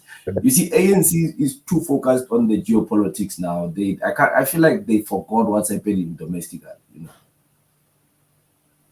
Yeah, look, I would rather say this is what I'll focus more on: protecting borders. I don't wanna draw in on a lot on saying remove illegal this and this. I'll just say for most part, make sure that the border there's more border control, and if you are illegal, have a legal way to come in, because there are South Africans that are outside. So I guess maybe you did specify illegal migrants, but I'll just say I won't say I have a problem that much with Africans that are coming into SA as long as they are legal and there's protection our borders. Because a lot of this, I know you guys have saw the thing that happened with those Lesotho residents that like raped some chicks somewhere. It's a way to wherever, I don't know where, but like they had guns. When these guys come in, man, it's not like we just hating or something. Some of these guys come in with guns and weapons from wherever, right? And there's no one checking for them and what they're holding. You know what I mean? A lot of criminals do enter illegally in You, SA you like don't that, you right? don't And then you don't what makes you it don't worse even is need to SA is trying explain to why. take away gun laws, you know? You don't even need to explain why. Anybody who's illegal in any country must just go home. They must just deport them. You don't need to explain anything. But back to Action SA. Yeah, for me, I voted for Action. Was it Josie Gold who asked, who mentioned which party? Who mentioned the Action SA and WDA? It Was was it you, me. Sandra? That was Oh, me, okay, yeah. yeah. Yeah, look, I think the next elections I'm gonna vote for. I might as well vote for McCain, but he's still also like a puppet of a DA. The way I see them, like I listen to their talking points. They use the white man's talking points, talking about corruption. ANC didn't help black people. Even apartheid government was doing better. Who says shit like that? That's like a top level of foolery. But It's like, like, why are you comfortable voting for that? I mean, why don't you vote PAC? But I'm telling you, I'll vote PAC. I'll vote for the COSAs, the UDM, whatever. I'm not are they talking about this migrants? this Are they color, talking this about illegal sellout migrants? niggas. Nah, bro. Nah, man. I'm sorry, Are man. they I can't. are they talking about illegal migrants? No, they not. They probably talking about Pan African. No, I'm not with that shit. Hey, man, bro. I'm telling you, if these guys ever get to the I'll top, it'll never be vote way for worse the for blacks. Bantu misses whack. Josie, say that again. You any Pan I'll African never vote government, for I'm not UDM. gonna vote for Bantu them in South misses Africa. whack. I'll never vote for them. You wouldn't vote for Bantu Alomisa. Any party, bro. Come on, guys. Anyone petty. What about what's this ATM? Look, Would you not look. vote for For me, ATM? the issue that I have, ATM is also whack. Look, It's like personally, a for dot me, to when it corruption. comes to The name says it. the PA, when it comes to the PA,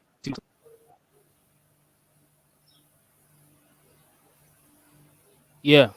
Well, what I was saying, look, the Patriotic Alliance, like, I don't see myself voting for Gates McKenzie. Even though he raises the illegal immigrant issue, I just don't trust Gates McKenzie. I think it's more, I still see them as more of a colored party.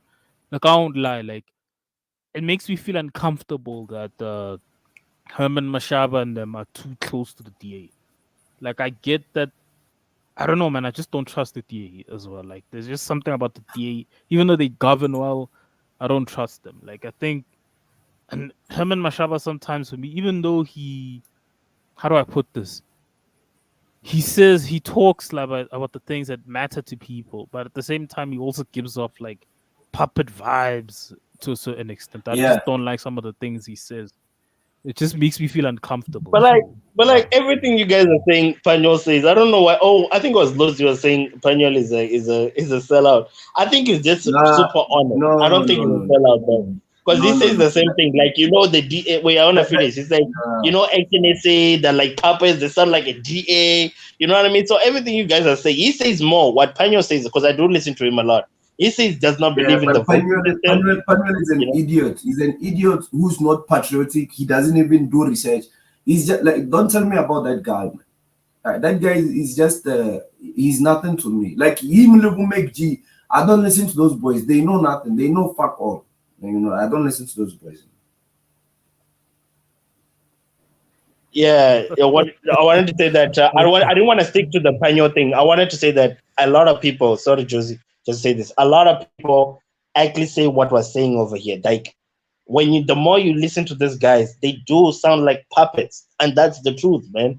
They do really sound like a lot of puppets, or at least DA puppets, and you can tell by their talking points, and they never. It's almost like people have this idea. You know what I hate the most, and I said this on your comment, PA. This us South Africans, since when did white people use this talking point of us South Africans? You know what I mean? I just feel some type of way. I don't know if I see it as white people being cowards, because for most times you never seen an us thing. I mean, for most part, you had to be forced into a negotiating in Codesa for you to do this. Now you're talking about us going forward, whereas you fought very hard to not have a us thing. You know what I mean? So when people want to come about South Africans and us South Africans must do this, when 80% of the population is black, are you fucking kidding me, dog? You know what I mean?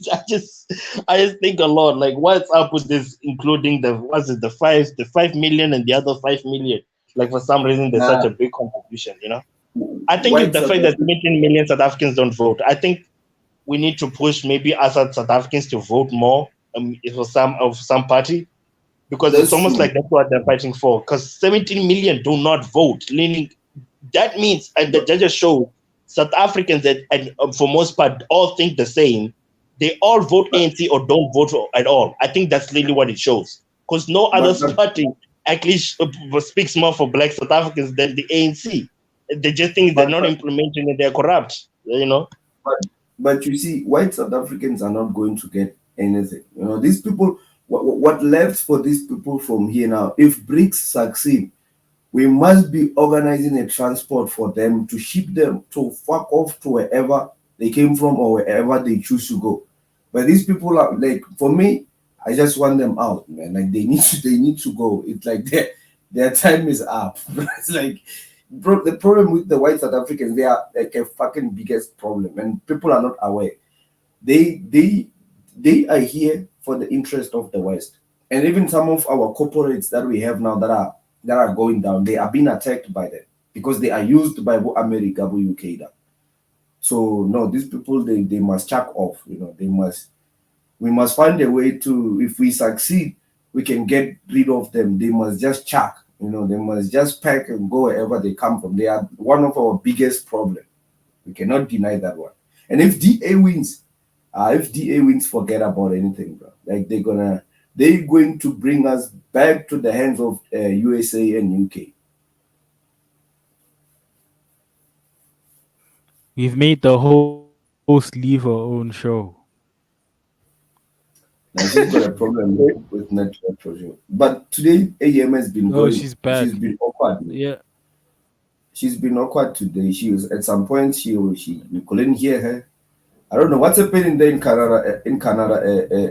AM. They Oh also have no, I'm load using a shedding. different. No, no, I'm using a different device. Like my original computer is in repairs, Okay. so I'm using a I different saw I device. saw I saw Xi Jinping was angry at your president or the prime minister. I think something happened. He made a lot of some things public, and he wanted to be seen discussing with him. I don't know if you guys saw that video. There was a video of Xi Jinping angry at Canada's. Oh, Is the prime minister or president? Yeah. that Canadian president, that guy is like that Canadian president, but that guy was embarrassed. Like, bro, nobody respects that guy, bro. What's happening there in Canada? Canada it's a hot mess as well, bro. Like politically. Yeah, that guy. I can't believe that guy is a president of a great country, like a strong country like Canada, bro. Yes, like she being treated that guy like he's like a commoner. He treated him like he's nothing. You know, Yeah, The man. Xi He wanted to Jinping. make a statement. Xi Yeah, go Jinping on, is Xi AM. Jinping is the boss, man. Xi Jinping is the most influential man currently. He is the boss. You know. Yeah, what happened with that, AM? I don't know if you The saw what happened. As it trend, oh, what's his name? He has a weird name. I think it's like he speaks just French. I saw. Yeah. Justin Trudeau. Justin Trudeau. It's not a weird name. It's actually a beautiful name. Justin Trudeau. Yeah. Nah, man. Well, But Gao's to life be in Canada. honest, that's usually how the Canadian governments are. I mean, not to that level, but they usually do that with most Western powers. Yeah, I know they always leak USA's ass. They always like Canada is a puppet state of the USA. Yeah, of course, they're always doing that to the U.S. It's Yo, kind of like an open secret that it's kind of an open secret that Canadians or the Canadian government doesn't really like the US or care for the US, but they have no choice because they're right beside the US. But they what do also you closer to mean? Russia. Why don't they join the Russians? The Russians? Hmm. I mean, Because the original the Canadians are from Russia, right? If I'm correct, like the natives of Canada, not the settlers. you mean the natives from what those Yeah, thousands I of think years ago? yeah, exactly. Are they still there, or they eliminate they wipe them out? Are they still there? Um, I believe there's less than 5 or 3 million left, so there aren't that Jesus. many there. That's what Yes. happened to the people they found in the coast of South Africa. Today, they trying to divide us, but they call them the Khoi and the colored people. You know, I've seen the Malaysians and the colored people this week on TikTok. They are striking down there in Cape Town. They call themselves the Khoisans. They saying they want the land. Hey, AM, you must come in South Africa. It's like it's a whole drama. It's like They you call see, them some quasars, bruh. Imagine. You live by you know, goddamn mix, bruh. You know how mixed you are. You call yourself you're a quasar. do you know how the Khoisans look? I mean, the Khoisans, they look like Xhosas, the Tswanas, and some Bedis, like even some Zulus. And then you find out that the people who are on that toy in the parliament building there in Cape Town, they look like Malaysians, bro. Like they look nothing like Asians, bro. I mean, like Khoisans. I mean, maybe they're colored because they kind of like a hybrid, you know. They can kind of like have a stake, but come on, dude. It's like it's a whole. I don't know. These people are funded by white people. That's why I'm saying white South Africans are our problem. Like these people, they must just chuck off. Hey, That's yeah, so interesting that you're saying that. I had no idea about that. hey, but they paying these are the Malaysian slaves they brought here during probably early industrialization of South Africa. About 200, 300 years ago, they were working in the farms. And then now these same people, have you ever the contrast between a Khoi person and Malaysian? It's like even a blind person can see that one or feel it. You know, it's like I don't know. And they dress in those skin, the skin. I mean the animal skin, and that's not even how the Khoisans dress. And if you ask them to just say one word in the Khoi, like one word from the Khoi, they can't.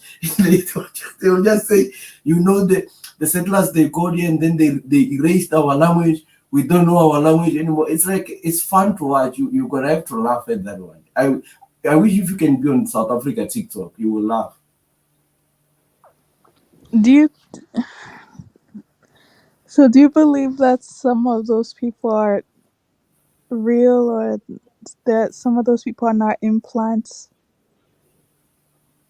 Like what? Some of them are like they are true Khoi.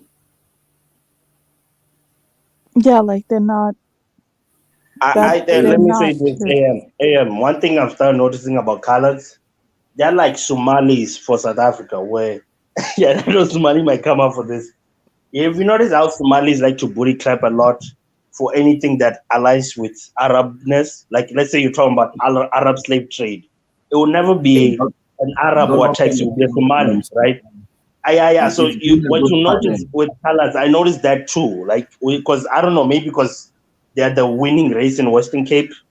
So Hey, you white opening people a tend can to of ask worms. themselves, Let's not mention other countries, my man. I don't want okay, to be. okay, fine. No, I'm just saying. I'm just saying. Okay, fine. fine. I said it, I'm not not you. So don't attack me. Hey man, they don't attack me, Brad. Somalis have said a lot about SA, but fine. All I'm saying No, we is, at don't the end have of the day, to. what you notice is that with a lot of these colors, right? Mm. To me, at least what I see, I ask myself, how is it that the GA is still winning in obviously Western Cape? It's because majority of the people, or at least half of the population that I think is colored, or at least about Yeah, 50, yeah. 50 they're very much.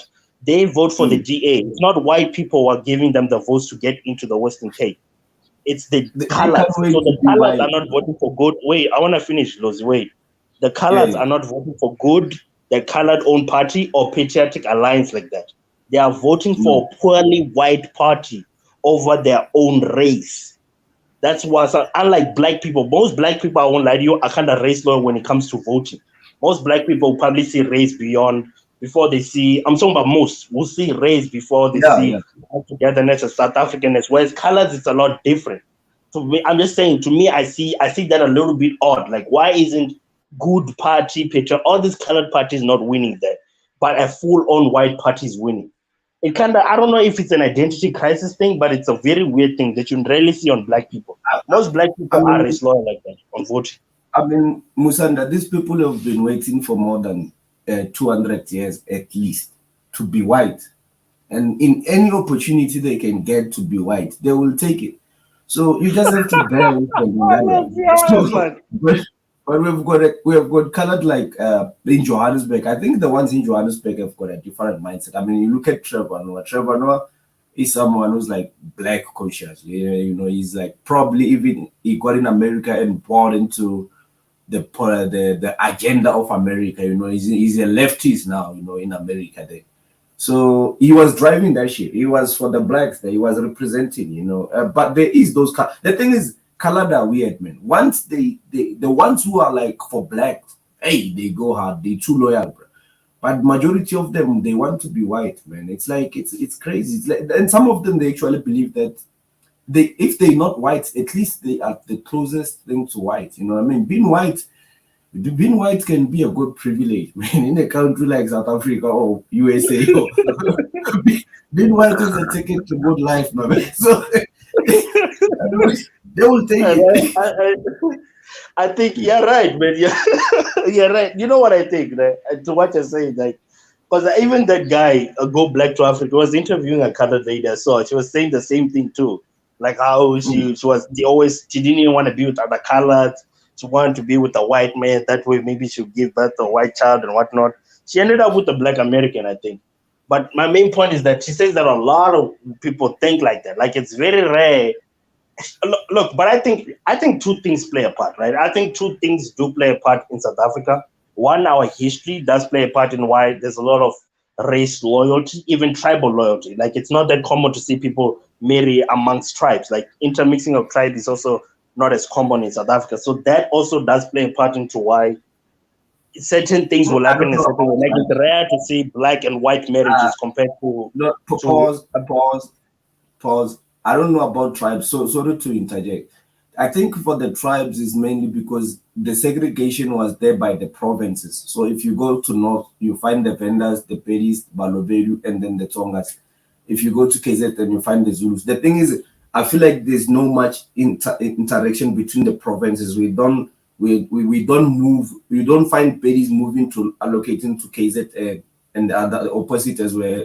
You hardly see that. But in Gauteng, where everybody's here, you had in fact when you're Gauteng, you are likely if you're a vendor, it's rare that you will marry a vendor when you're in Gauteng. Now I've been in Gauteng for the past 12 years. I've never dated a petty girl, and like you get what I'm saying. I've never dated a woman from Limpopo. So I think it's that historical content or contact or content, right, of being divided by the context. provinces. Context. Yeah, context. Yeah, yeah. of being divided by the provinces and not traveling through the provinces to you are okay. You are likely to find the Bedis in northwest where there's Tswanas, and you're likely to find Batswana in Limpopo and even Masutu to a certain extent. We do mix, and I think the same with the Xhosas and the Zulus and then the Ndebelés. But yeah, it comes from that history. But in Man, bro, Gauteng, I'm talking about real mixing. Don't talk about Sutu and Pedi, man. I'm talking about real mixing. I'm talking about you. It's rare to see, not to say it's a problem. I'm saying it's rare to see a Pedi and a Zulu intermarriage like that. And it's not out of hate. It's not like, I'm not saying that it's because no, they no, hate each other. I think cultural values do play a part. yeah, I agree with that. Yeah, I'm not talking about out of hate per se. I think cultural values a lot do play a part. I don't think you personally, let's say, you'll be comfortable having, because you know how like a lot of Zulu women are very proud to speak their language. You wanna live in a house where the children are just speaking Zulu all day. You know what I mean? But but what- but I but, don't what- think but you one do.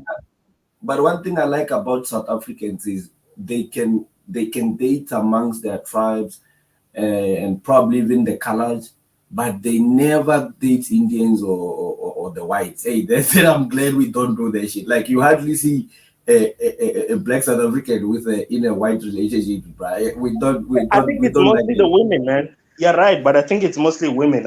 You're right. You're absolutely right. But I think the interracial dating that happens in SA it's more with the women than the men. Is if you really notice. Yeah, maybe. I'm not sure, but maybe I could see that. In every group, women are likely to probably date outside because women date for a different reason compared to men. But black South African men, we don't do that thing of snow bunnies. No. We stick to our own, my man. I don't know, but do you think that's just a lie we tell ourselves? Because hey man, like you've seen Afrikaners, man. You see how they look. I mean, if you're really gonna Yeah, compare to like American, yeah, you know yeah, what I mean? bruh. No, they're not the best looking. They're not the best looking women you can find. Right? It's like Yeah, no, I'm exactly, bro. So it's not like you feel like it's a loss or anything compared to. I'm I'm not good. saying anything. I'm saying what are we comparing with, my man? Comparing to our No. both. I'm just saying. No. You know why I'm saying is because if you look at I won't say America because America, I think it's just numbers. There's more white people there, probably a few blacks. So you are likely to see the interracial. But I think we are one of the group that has got a large population of white people, but we hardly mix with them. I once asked this Afrikaner guy who's my friend, and he told me that for them they are few because they are minorities. They have to survive, so they tend to stick to each other so that they can grow their numbers. So that made sense as well. So it's both sides. We don't check on them, they don't check on us. So it's not a loss for anyone. Yeah, no, I'm saying there are no black guys actually pursuing. I'm addressing the pursuing part. Like, I don't think it's No, it's no, fully just race loyalty. Yeah, I think there's other no, ingredients that are put in before for blacks to not approach whites like that, or at least bulls like that. You know what I mean? no, we don't. I can see with the colors maybe there's few the I think there's few like with colors it's different. I can see colors they do tend to marry and date with the blacks. That one it's not too common, but where they are it's not rare. Where there's colors it's not rare Yeah, to see it's them. less. Also, criticism. I think there'll be less criticism between black and colored compared to black and white. I think black, white, black Indian. I think even societally, that nobody would just people will give you eyes on that compared to a black guy and a colored. Mm, So mm. that I think also that plays a big because it's almost black. Some people even still consider colors black because you're American, all this shit. So I think that also plays a big Nah, part. but Yeah.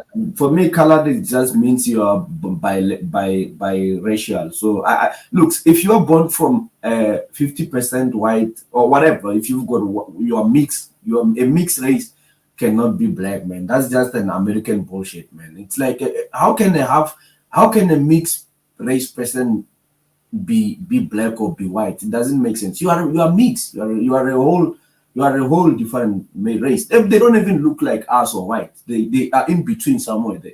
So yeah, they can't. they You know, so they can't be, man. They're not black. Man, I miss Trevor, but I think he once made a joke. I think you heard that from Trevor So Noah. Man, I miss Trevor Is Noah. Trevor not black now? Is that guy black? No, No, I'm just saying, he said something about that, like they were the in between, you know. Half he's of the colors voted white and half voted black.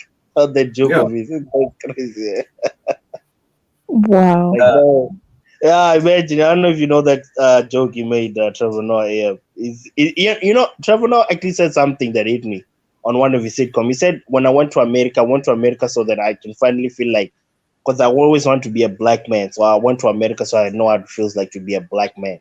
So Nah, he clearly, was like, just SA trying guy to is very strict on that there. he No, was just because trying in to America he's considered black. He's right. That's why he went to America to feel like a black man. Because you know, in SA but we don't take but that. Tre- Yeah. Trevor Noah's knowledge, that guy, he's got a team that do a proper research for him. I know he's running a propaganda, of course, it's America, but that guy is knowledge. I mean, he's someone who's out there and competing with, among the well-spoken people, like in the media. He's out there. He's very informed. That guy. Most deaf, man. You know, I was reading while we were talking. I I don't was like actually him. reading more. Mm. Huh? Yeah, I was I saying don't I was like him. reading more. You don't Mm. like Trevor Noah? Yeah, I don't like. I feel like he sold himself, man. I understand this for survival. He has to get the bread, but he's full of bias, man. He's full of bullshit. It's like, the American media. It's you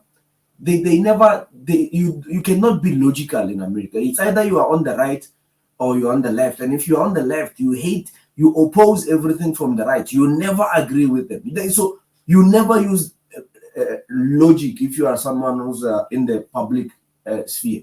If you're in the public sphere and you are announced to be on the left, everything the right says you oppose. It's like, how can you live in a country like that? I don't like Americans sometimes, but they so divided from the left to the right, man. Hmm. It's so true, Yeah, man. I get what you're Yeah, saying. 100% agree with that. And the reason why Trevor Noah seems to be like that, I don't know if he's really like that. I think he He's is not. because, oh, he's not? Okay. He was not. He Okay, was then never that's like. even worse. The Yeah, reason then why he's pretending to be like that is because of the sponsors and exactly. He sold his the soul. money he's getting, the fame and all of that. Exactly. Yeah. Yeah. So in America, whoever feeds you gives you an agenda. They control your mind. Trevor Noah was never like that. Trevor Noah was someone who's very, is it skeptical? No, no, not just skeptical. Like he was very all-rounded, like with general knowledge. He was never one-sided. He was someone who will rationalize everything. Now they just give him agenda there. Then he has to, and I can see through him. Sometimes I can see that he doesn't like it. He's like he's pretending. But anyway, he made couple of $100 million US. I could have done the same if I'm gonna walk out with $100 million. I'm telling you, I was gonna sell out. He just preach whatever the gospel they give you, and then you Gonna get the sell out. bread. Did you say you're gonna sell out? I just came back. This guy, 100 million all for this pro 100 black million shit US here. dollars. You see South Africans. If they say badmouth South Africa every day and their president and all the people of South Africa, then America for 100 million US, I'm gonna do it. I will do it. I will do it even after retirement. I will still offer my free services if they're gonna give me $100 million US. I don't care. I mean, I understand Wow, where man, Trevor. you're a sellout, man. You're cool. So why are you shitting on the Penuel if you're willing to sell yourself, No, man? At Penuel, least he hit Penuel the is truth. selling us out here getting our rent. He must sell us out there when he's getting the dollar. I won't care. But you can't be a coon while using our rent, man. We're gonna kick you out. You don't bite the hand that feeds you. He says a lot of truth, man. I feel like black people should listen to that guy, though. That guy's Like a even the coconut. words he says. You know, actually, you agree with him because he says something very unique. It's like black people should be honest about. I disagree with this point. He says black people were conquered, right? White people didn't steal anything; they conquered you because that's how all land is taken But in the world. It's conquered. It's not such thing as stealing. you are more knowledge than Penuel. I speak with you a lot here. Why will you follow someone you already more knowledge than him and he just talks bullshit? I don't have time for that. He's like, it's like, I know a lot to entertain Penuel. Penuel is people who run on, like, they use popular ideas. Like, it's like Malema. Malema uses popular ideas. You get my point. He doesn't even know what he's talking about sometimes. Malema doesn't have a general knowledge of most things, just like Penuel. They just find one article maybe talking about subject that they didn't know before. They don't go back and research on that, whatever that title they got. They run with that title as it is, and then they want to build up from there. And the boring part is that they tend to have strong opinions about everything while they're so wrong. So I don't like people like that, man. Yeah, man. I guess we just disagree on that. Look, I just feel like there's a lot of honesty since I listen to him thoroughly. Things I disagree with, things I agree with, not everything, but some things I think honesty is important. I think all South Africans will go far. I mean, yeah, you and I, at least for most part, we got to a similar conclusion. The fact that SA was a negotiation, and at least no one disagreed on that. At least we can at least have But one thing but in but common. between Steve Biko and Mandela, let me just also add Chris Hani, because I do read a lot on Chris Hani and even Uma Mawin. Do you think if these three characters were to take over and Mandela let's say Mandela never happened, we only had Steve Biko to liberate us, and his partner is Chris Hani, is married to Winnie Mandela. These people, South Africa won't exist. You know why? Because I feel like Chris Hani and Steve Biko were oblivious to what we were dealing with. Like, I feel like they had a local context, like their mind was only, like, they only saw what was happening locally, and they couldn't see that the biggest problem was coming from outside South Africa, in fact outside Africa. So I feel like Mandela's ideas and his comrades, they reached beyond that. They could see the level, a sophisticated system. I feel like and that's why they killed Steve Biko. You know what I mean? He was an extremist, and who was gaining popularity. He was obviously, like, he was like, he was ready to die, of course, but we didn't need a leader that was ready to die. We needed a leader who was gonna trade carefully, because the enemy is already strong. We have Steve Biko running at the front to liberate the black people, but he's at the extreme end of things where they can kill him anytime, and then now we are leaderless. So for me, Mandela was more of like a practical leader who knew that my people still need me to be here. I need to negotiate on the saver side, like saver terms than for me. Steve Biko was too extreme, man. Christianism. That's why they killed all of them. And I feel like Winnie Mandela, she was also on the list of being killed, and I think that's why Mandela didn't marry her.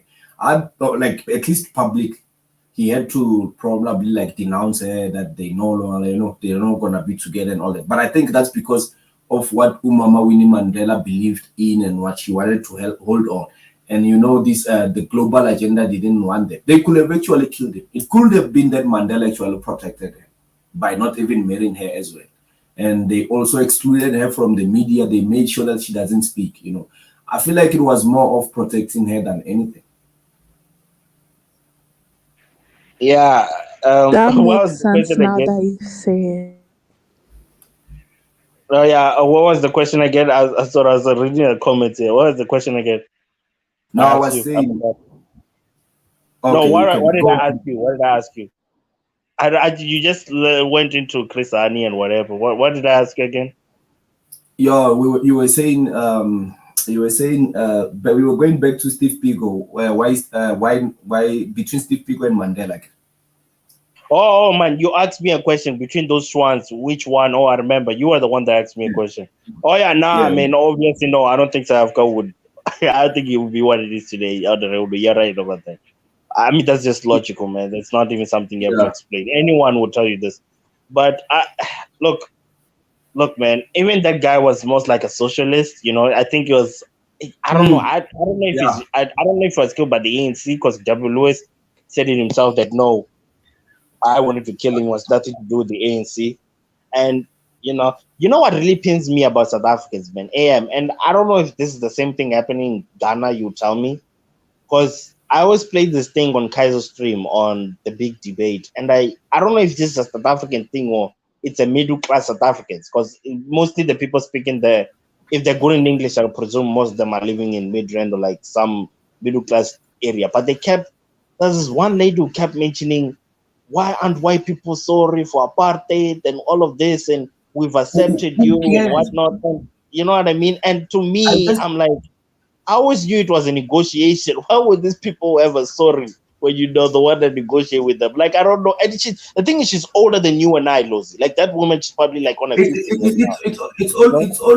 it's always women, and these women who are in the middle class who lives in the suburb. Who cares about whether they apologize or not? I just want them to check out. We send them wherever they from. Like, why are we begging? Like, why are black people always the ones speaking on Yeah, integration? it's the middle class blacks. You're right. It's the middle. I think just middle class blacks. I think a lot of them, they want to be accepted by whiteness. I think that's really you see that with them the most. They're the ones always asking, why don't you say sorry? Why don't you like me? You still haven't said I'm sorry. Like, AM and Musanda. There's a reason why I never talk about racism. If I can recall from the panels that have been here AM with you, I never talk of racism. I don't believe just talking about racism alone gives too much power to white people, because every time when we talk about racism, it's always as if it's black people, they the ones who are affected. It's as if we are begging. And I've dealt with so many bullies in my life. You know what bullies do? Bullies do something, and if there's a reaction, they're gonna keep doing it. So if a bully gives you a name, like a bully name, like a funny name, and then you resist, you don't want, they're gonna use that name. But if they give you that name and just brush it off, you don't care, it doesn't work. We should stop talking about racism. As long as we continue talking about racism, they're gonna keep doing it. What we should do is to start being racist as well towards them. Up until they start to also talk about it. For me, that's just you like see it, how bro. Yeah, bro. let You're me just a panyo, bro. You think like let, Penyo? He says the same thing. He says we should start colonizing Europe. Black people, as they yeah were let, smart, they let, start crying let, about. let, You let think me like give Penyo was. Musanda, let me give you another thing. You know how we are always branded as xenophobic and all that. Our African people don't understand that puts them in a position where as if they are begging. It's the same thing as a black person crying racism on white person. Why should you keep branding people xenophobic, especially if they're not coming in your country? That means you're putting yourself in a position where you are begging these people. Call me xenophobic. That's why I don't care about when someone calls me xenophobic. It's like a black person calling a white man racist. It does fuck all to me. What I see when you call me xenophobic is someone who's begging to be accepted by me. I wish if they can understand how this works psychologically. White people don't care when you call them racist. They don't The care one about is South them. African. You're right. The They one don't is South African is very bad. You're right. Yeah. To say black people can be racist, to say black people can never hold power. What said that? It's Penyo said that. Yeah. To say black people can't be racist is to say But black you people can understand what never I'm hold saying, power. AM? AM, do you get my point? The No, more no, I get your point. the more we cry I about get your point. racism, we are literally giving these people too much power. We should stop up. We should stop talking about it. Rather, we become the racist as well against them. If a bully bullies you, you become a bully as well. And that's how a bully is going to stop bullying you. If you keep crying, I mean, black men are like, it's as if we are bitches, man. It's like we cry racism every day. And white people are racist. They're not going to stop being racist, especially the more we talk about it. There's no Mm. point. Man. That's true. In fact, when you keep talking about it and having protests and rallies and putting it Man. on a t-shirt, it's actually Yes. embarrassing, to be honest. It is. Yeah, it's working against you. It's like when our African brothers call us xenophobic. I mean, actually, you are putting us in a good position because, well, we as xenophobic, we are in our country, so you are literally begging, like, okay, keep calling me xenophobic and see what does that to me. That's fuck off. It changes nothing. It's like it's like when a black person is. I mean, I'm serious. Okay, when you call a white person a racist, okay, I can see for women, white women care about that shit. Women care general. But when you call a white man a racist, you think that white guy cares? In fact, it's more power to him. You're basically begging him to stop being racist to you. Ah, Jesus. I'll never No, beg anyone. they don't care at all. They would not No, trade it, in fact, to be honest. they actually like it when you Yeah, call them no, racist. they do. They know it Nah, man, has power of you. It bothers you so much. You're always bringing it up. You know, there was this one video I watched in, I believe it was in America, and then there was actually this man, the black man, that asked a white man, and the black man was he asked the white man, "Are you racist?" The white man said yes. The exactly. black man was not expecting him to say yes, right? He Yeah. wasn't expecting him to say yes. He was just expecting him to be like, "Oh no, I'm not. No, So, I love black people. I have black friends." And the white guy oh was like, Lord, "Yeah," oh Lord, so Jesus. nonchalantly. Like, what are you gonna do about it? You So know? okay, so when the white man says I'm racist, you're gonna cry up, or you're gonna start to cry. What is you're gonna beat him? He's racist. Yeah, That's who he is. yeah. You're just being honest. I, You know, I I don't remember know. listening to Dr. Umar. I remember listening to Dr. Umar. This one video he made, and obviously people are skeptical of him. But he made this one video talking about how he says one of the big problems, he doesn't have a problem with Christianity. He has a problem with how Christianity is adopted by black people.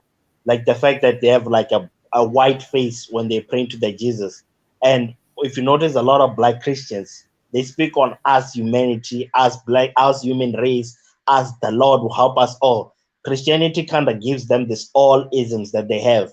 Unlike when you look at the white race, remember they took Christianity from the Arabs and made them white, like, you know what I mean, literally changed it into having their image instead of actually being an Arab image. Whereas it's the opposite for black people. They took it from the white man as it is, right? And he was talking about how this is what implements a lot into black people's brains, and why you see them fighting more for kumbayanes with the humanity, because again, you will never want to have war with the god, or at least the white man you fight with.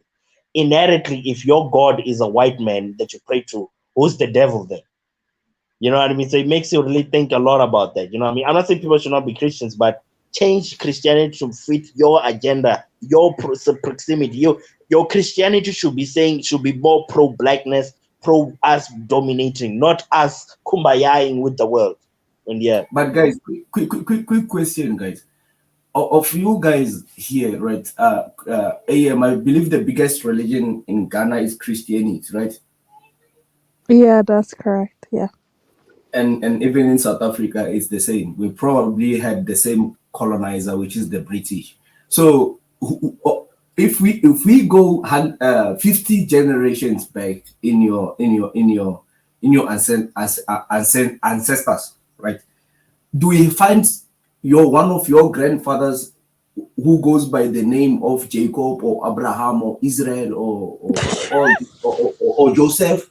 Do you have anyone by that name? Do you even have a name like that in your languages, there, like your native languages? Obviously not. No. You see, this whole thing, it's embarrassing. It's like it's so sad. I won't go deep in religion, but it's a sad, it's sad to watch. And then have you ever met the black Hebrews and the black Jewish, the black Israelis? I mean, I've never met any of the. I only see them online. Apparently there's black Hebrews. What do they look like? What do they dress? What do they eat? Oh, Apparently there's black Hebrews, and yeah. then No, there's there black are. Jews. Yeah, no, there are the black Hebrew dress. Have you ever seen purple. like They look like A Caesar Dubai or or Saudi Jordan. person wear their cultural dress?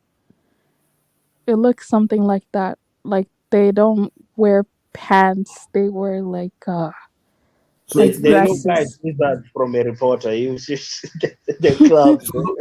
so those are the black Hebrews, because I always come across these weird people on here on YouTube, especially our sometimes it's our Black American brothers, but for them I understand, it's like they date way back in terms of the lost identity, and it's not all of them. So, and then you find even other Africans, especially who are religious, who they are like Jews, and the Hebrews. I mean, I don't understand. Okay, if we go back in your native language, do you have any word that even sound like Hebrew, like where do these people come from? Where do they make them? I don't understand. Like, it's like, Like what do I they think I eat? think it's hard for them to understand, to realize, and no offense to any Black American, like, I think it's hard for them to accept that. Look, you are just a dominated tribe that was sold for an umbrella. That's literally who you are. That's your identity. I'm sorry, but that's who Nah, you are. that's the You're meaning, not. man. I There's don't think nothing that's what special. happened. It is what happened. You know what I mean? And it's hard for them to accept that. Listen, some Nah, dormitory slave look, trader caught me that, and sold me to a ship.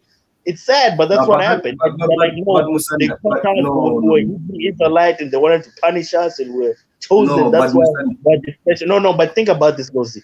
They no, think, and it's you are so using the sad. white man's talking points there. Okay, Look, it's not the white look. man talking, but You listen. know, No, no, no, no, no. you I'm know hearing what? something I had from a Black American. Listen, this is the sad part about it. You believe in your head that slavery for some reason is so big and started with you, that because slavery happened way before it happened to Black Americans. They Egypt they Let's talk not about speak for other slavery was groups, built especially on the slavery. Nazi. Wait, it was Let built me by give you an dark skinned example. slaves. Musanda, let me give you an example. You know that when the settlers came in South Africa, I think it was the Dutch. They wrote their own nonsense. They said the people they found in the coast, they were giving them mirrors, and these people were giving them cows. Like they always want to dump the Africans. They always want to create a content as if Africans are these people who have never advanced, who have never saw a mirror. I mean, who said there was no mirrors or any material that created like a reflection of yourself? They always like. Would you think I will give you 10 cows for a mirror? Just a cow for a mirror? I don't think our people were that dumb. So if you saying people were sold in West Africa for an umbrella, that's demeaning, man. I don't think that's what transpired. Of course, there could have been a slave trade. I'm not gonna deny that, but I think Africans were smart enough. We were trading globally as well by that time. So we shouldn't use talking points like that, man. I kind of like I hate talking points like that. To be honest, it's demeaning. It's really demeaning for a black race. So I think our Black American brothers, they do have that. Not all of them. There's those who suffer obviously a lost identity, and we cannot blame them. If you look into history. But I ran into many of them who talk about being Hebrews, being Jews. Even Kanye West, not so long ago, he was talking about the black Jews. I just never met them. I don't know where they come from. I don't know where they made them, but I don't think it's Africa. Like these black Hebrews and African millennial, help me here. Where do they come from, these people? Uh, okay, so there's so many different stories. One of them is that the reason why they're black Jews or Hebrews is because they also were enslaved for like 400 years or something. So the things that we're talking about, the Jews in the Bible, they're saying that that's them today. Like they're the actual real Jews. That's one of the stories.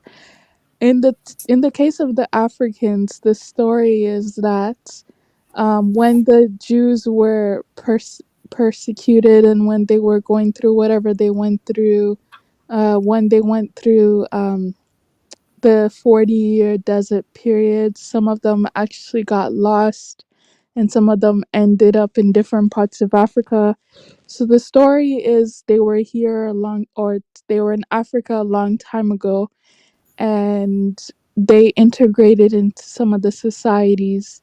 So some of the Jews in Africa are a mix of African and Jews, but they're still originally Jews because of their great grandfather's paternalistic line. That's basically. but Like you the see, stories.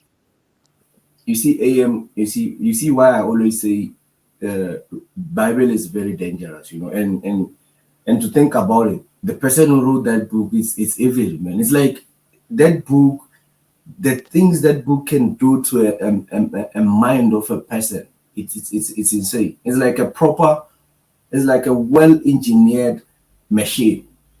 I mean, it can twist your reality to a point where you can literally believe any hogwash nonsense out there, like a chihuahua. It's like, I don't understand why people believe this specific book so much. There's so many books out there in the world, like with, what is the word? I'm looking for the word, man. Uh, hey, AM, help me here. I'm running out of the words because I don't speak English. I'm running out of the words. It's like literally literature, right? You can find so many books with literature that you can read. Could be a fictional book, could be historical. All that bullshit is out there. Why this specific book that was brought by people who stole our land, who colonized us, and went on for centuries exploiting us? Why are you sticking to that book? Why do you still believe that book? Why do you believe this thief that stole your land is gonna give you a holy book? I mean, sometimes I think black people are not that intelligent. Like we have to sit down sometimes and agree that we're just not that smart. It's like it's common sense, but common sense is not common. So it's very sad to witness. And there's black people who will debate you and go to the grave with you, debating you, protecting the holy book, the book of James, whatever you wanna call it. There's black people who will even take these fictional stories to a point where they even say Jesus was black. That's how attached they are to the ways of the colonizer. They just cannot let go. It's like even if you bring all the facts on the table, they just cannot wrap their mind. It's like a happy slave. It's like they are happy where they are. They happy to run with this book that has changed their soul, and they're not gonna let go. It's like if you take the book of James away from them, or Jesus, yeah, they're gonna die. They can't live without the white Jesus. It's like have you ever seen that video of this white guy? He's like he came in Africa, he was dressed up In in some white yeah, gowns, the and Kenya video, he the was he in Jesus. Nigeria. Where was he? If this is a video that I'm thinking about, maybe there was another one, but the one that I saw was the guy was in Kenya, and he was Oh, actually oh, dressed as a Jesus. They oh, were geez. speaking. He Oh, was saying the word in English, and the Kenyan guy was translating it for his people. oh Lord. And the fake Jesus that you see in these movies, they were like all time Jesus movies. They always show this white guy with long hair, right? He looks so innocent. That guy looked more or less exactly like that. And the people almost probably there's people who believe that guy is Jesus Christ. So sometimes maybe it's evolution. We got the short end of stick. I'm telling you, it's like as a black race, there's something wrong with us. Like in terms of like Mhm. how we developed mental. I mean, how can we easily be fooled? Like it's so easy to see through these things. Like for someone who's smart, right? But millions of our people follow these things. Millions to maybe probably billions. So what does that say about us? No, no, no, no, AM, like come on, let's not sugarcoat it. no, I'm no, not saying all no, black people. no, I'm saying no, no. majority of our No, the reason why that happened is because they believe in faith. So faith does not need logic or intelligence. That's why.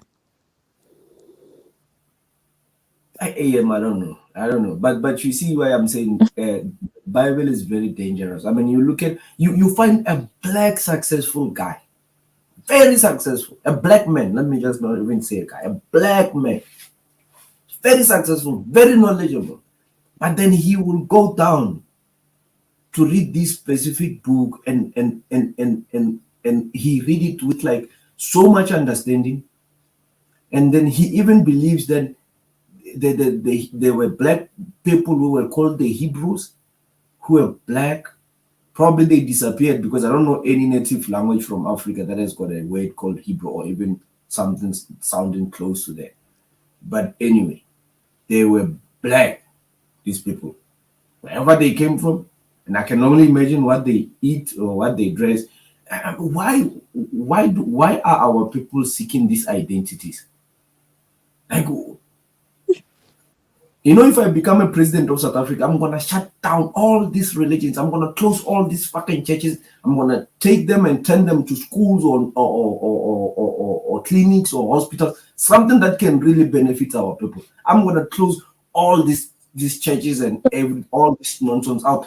I'm gonna ban that Bible book. You will read that thing online, and if I can find that out, if the government can find out that you are reading a Bible online, you are getting prosecuted. No chance. That's how you're gonna have to eradicate this nonsense out of Africa. That's the only way. These people, you cannot save these people from the book of James AM. I'm telling you, it's like you're gonna have to force it because it was forced on them. So the only way you can remove it is by force as well.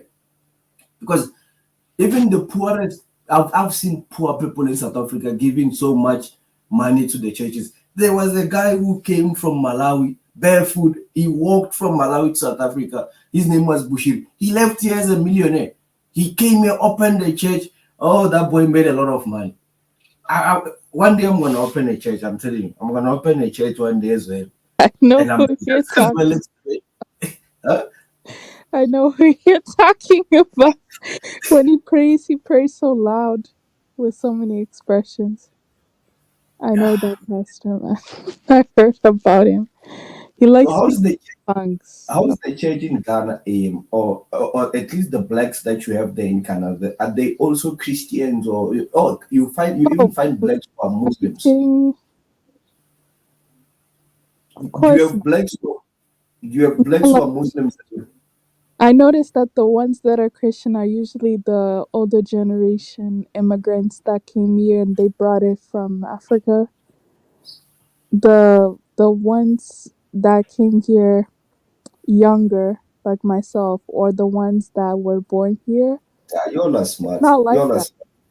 They're not You're like not smart. You guys are exposed now. You like you know better. You know better. yeah, like we don't do that.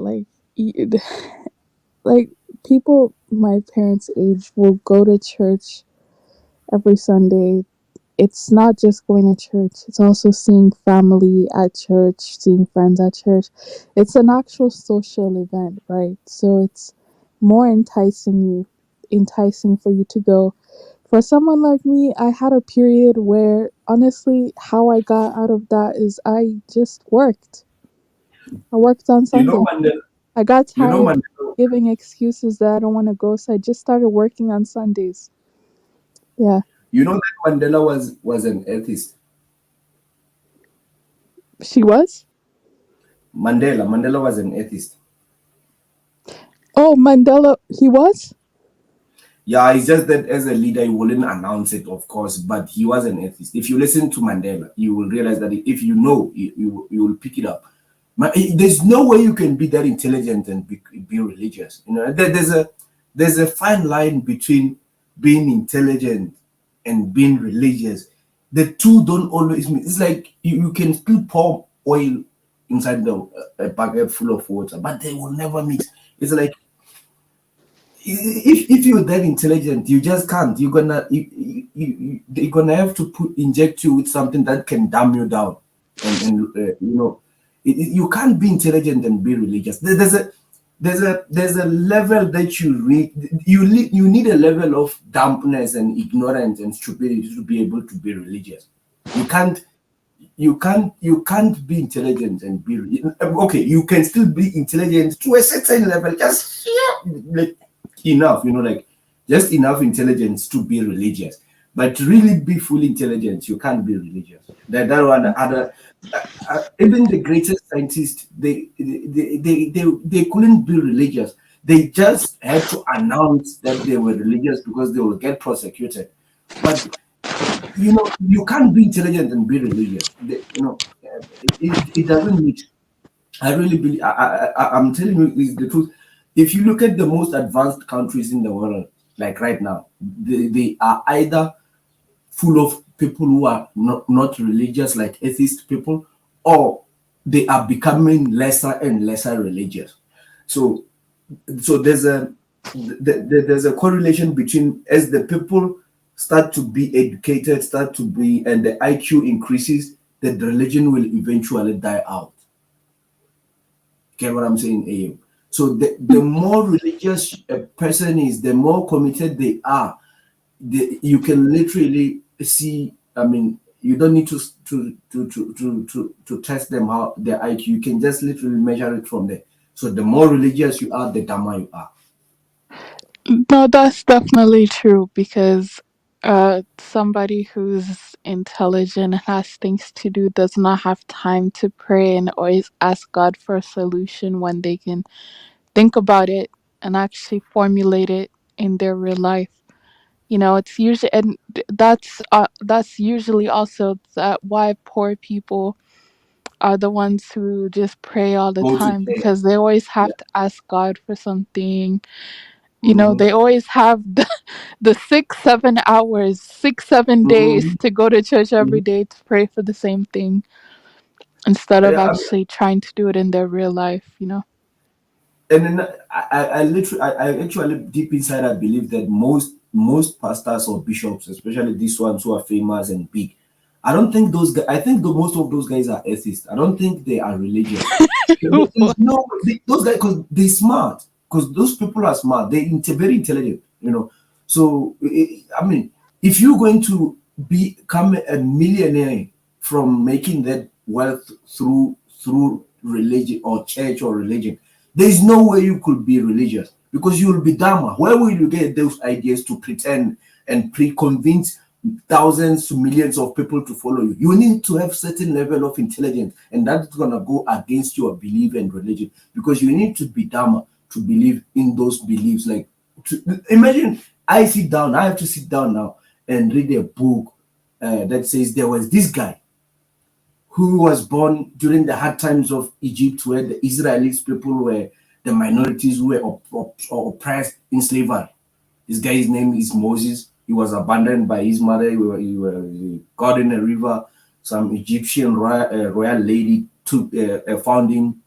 They raised him, blah blah blah, and then he went back to. He realized that he's actually an Israeli. He started to hear funny voices in his head. One day he wakes up. He takes these people out of Egypt. He opens a sea, he opens a sea with a stick. These things don't happen anymore, by the way, but they had used to happen. Opens opens the sea by a stick. Then at some point he goes to the mountain. Then there's a word. He's speaking with this word, and it's the word of God. And this guy's name is Yahweh, which is the God of Israel. And then he gives him the 12 commandments to follow. Is it 12 or 10? Whatever, 10 or 12. That's a good number, right? If I say 10, 5, 6, or 9 or 10, these are sequences, or 20. These are good numbers. If I'm gonna tell you that I found 6 men who were dressed in a certain way and they said they carrying the word of God, you see, then you're like 6 men. 3 times 2 is 6. It's like these things are just good for market. This is bullshit. If you're intelligent, you're gonna see through these things.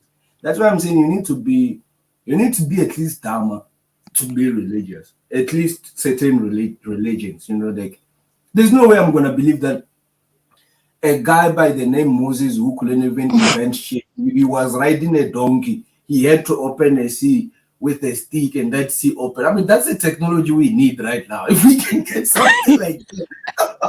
So, even Elon Musk can't create shit like that. A stick.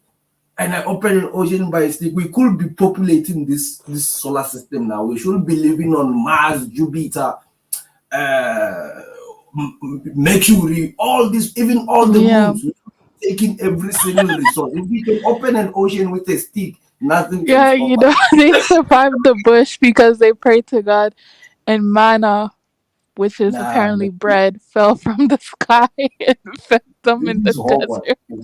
It's bullshit. God, frick. It That's doesn't so make sense. funny. And you find old men who are raising families believing in these things. And you wonder why I've dated many married women. It's because people are stupid, you know. So yeah, man, I'm like, hey, No, but I doesn't did like your point of if you go back, I forgot you said a couple of generations. If you go back, I think 50, and will you see that your great grandparents or parents had the name Isaac, Joseph, or John, and Abra all that? Well, or it's Jacob. interesting because I asked my grandparents, and it was sad when I knew that it was my grandmother before. No, because this was like around the 1800s. So my obviously in my family they used to have their names, but if I look at my grandmother, my mother, and we all have Christian names, and I'm just like, how far Mm-hmm. did this go? I was just so confused. I'm like, this is Yeah, an English name. Like, this is yeah. not our Joseph, name. Like, we don't Peter. have this Yeah, name. Why are we yeah. named this? And it's like, oh, because we're Christian. So it's like, No, they will justify it. when you They will gave find birth, it. yeah, when you Yeah. gave birth, they needed you to have an English name that you Mm. know signified you're You, a believer and all of that. It was so crazy, man. you know, So crazy. in our cultures, we have what probably these are our true religions. It's like we call it a sangoma. It's like a traditional doctor. So my grandmother from my father's side, she's a sangoma. So there's like an initiation process. It could go for like I think 8 months to a year where she go to initiate. She became a sangoma when I was still young. So every now and then, once in a while, they hold this ceremony where it's like they perform some rituals. You know, it's like it's a ceremony where they bring the ancestors and they talk to them. And my grandmother will change, like it's as if like some spirit comes and take over her. Even her voice will change, and it will sound like if it's a spirit of one of my grandfather, her voice will sound exactly like that. So I don't know if they were faking this shit or not, but I don't have time to believe in everything. You know, you get my point.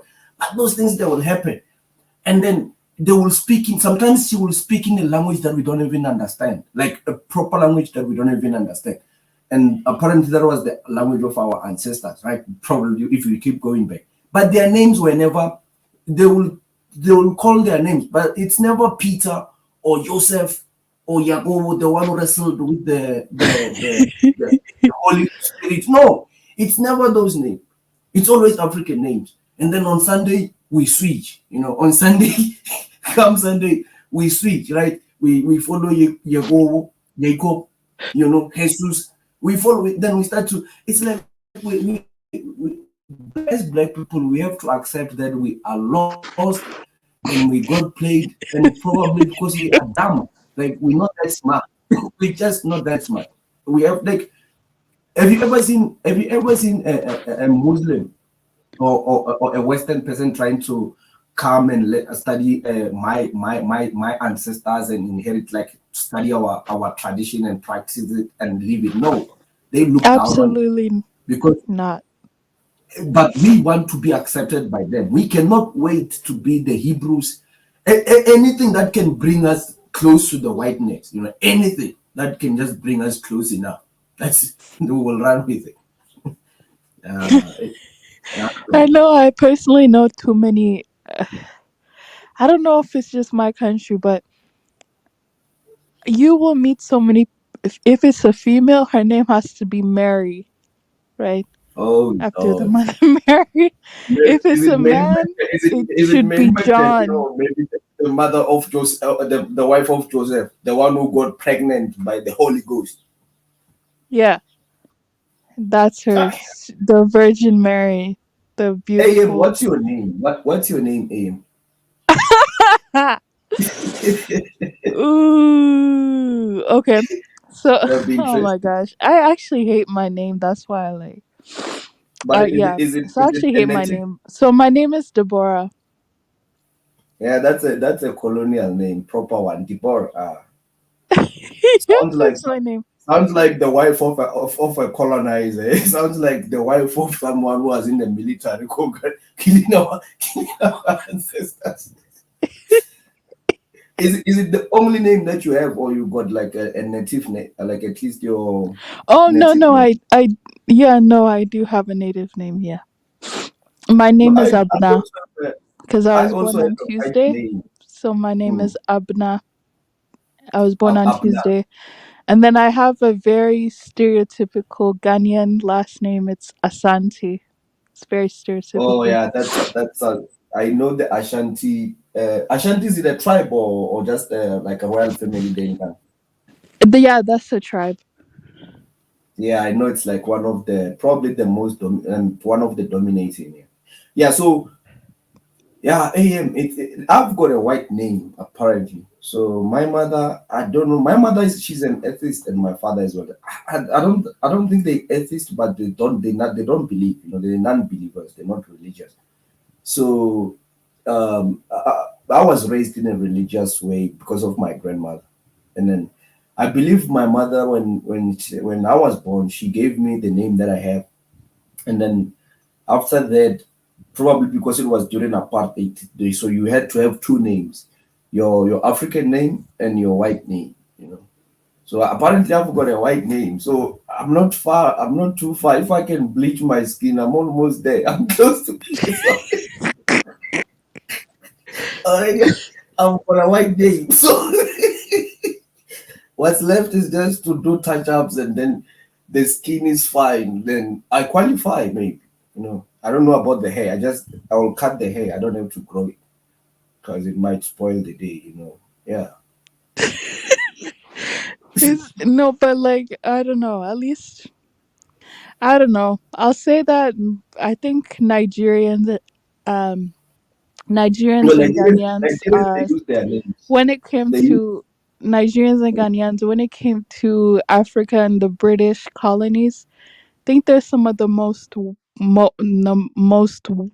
westernized no, black but Nigerians. But what I've seen with Nigerians Africans is in that the continent, period. They're the most no, westernized no, black no, Africans on the continent. no. No, But I think seriously, they're Nigerians they British. use their name. They're not Nigerian, they're not Ghanaian, they're British. Those names they use. No, no. They use their names, man. Oh, the Niger okay, fine. I'll give you credit for that. That's true. The Nigerians usually keep their name. They do. Mm, for me, I They do. see Nigeria. I think that what I've seen with Nigeria is that their government is the one that tends to be more of a puppet state, if I'm correct. I don't know why I disrespect anyone. But do you know that the Zimbabweans, their names are not just Western. They proper like their names have got proper meaning. You'll find someone called Promise, Love More. Uh, you've got Love More. You've got this other guy yesterday. I saw him being interviewed by a black American in South Africa. She was in his Uber. I forgot his name was Embassy. Embassy. You find Embassy. The Zimbabweans when they give their white name, they give the proper white names that serves a meaning. It's like you find Lovemore was one of the most interesting name I've never came across.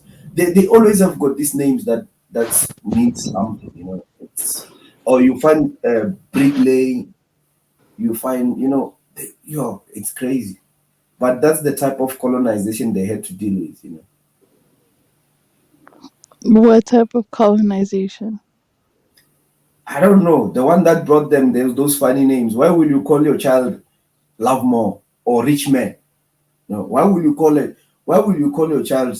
In South Africa, we had more of like biblical names, like Peter. You find a lot of Peter, Joseph. I've never met Abraham, but I believe they there. Timothy, Matthias.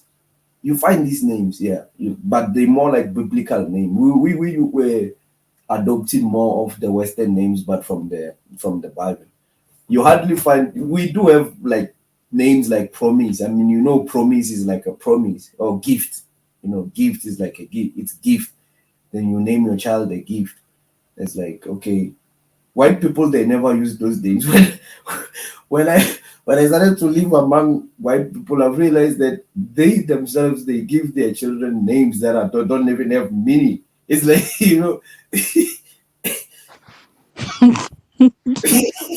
it's like white people, they give themselves names that don't have meaning. They just creative name ways. They just like names, you know. That's very no, that actually is very brilliant. How they can just come up with names like just name your child Skylar. Yeah, Skylar, yeah. It's just like Those what are is those that? are the white names. You Yeah. don't even know Yes, what that is. we've got in the Afrikaners, we've got Pete, Zander. They just give names that don't really serve a meaning. Yeah. I mean, Deborah. What's the meaning of Deborah? It's just a name. The the meaning of Deborah was she was a judge. She was Barak's friend in the Bible. She was one of the judges in the Bible. She's literally in what the book is called Judges. Seriously, that's who she was. African millennial. What's up with these African countries where uh, since you mentioned the judges, they're in their courts, in their parliament or whatever, they still wear those wigs, like the blonde wigs. What's going on with those? What's happening there? Last time I checked, the only country that has that, or no, the only country that has removed that is Kenya. The They other they countries they still still, wear they the still wear colonial wigs and suits. they Yeah, still wear the blonde wigs. yeah. Jesus, I don't. I don't know if in South Africa we have ever wear them. I don't know. Maybe we did. We stopped. I've never. I know Zimbabwe they used to. I don't know if I'm correct, but I think they don't anymore. The Hey, yo, justification for them wearing it is because you have to have a uniform when you're at court, right? You have to have a uniform. So apparently, that attire is part of the uniform. A uniform that someone else adopted, but still, if you're not dressed properly in court, you could be punished, right? So yeah, but that's the but justification. but this that's the part where now you involve. You see, Adia Mini fits well in that. That's where you need Adia Mini now. Because the Adia Mini was gonna remove those things within few seconds. Was gonna cancel those things.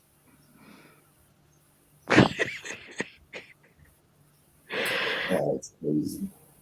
Yeah, And no, what's your take with the North Africa African millennial where the Arabs are?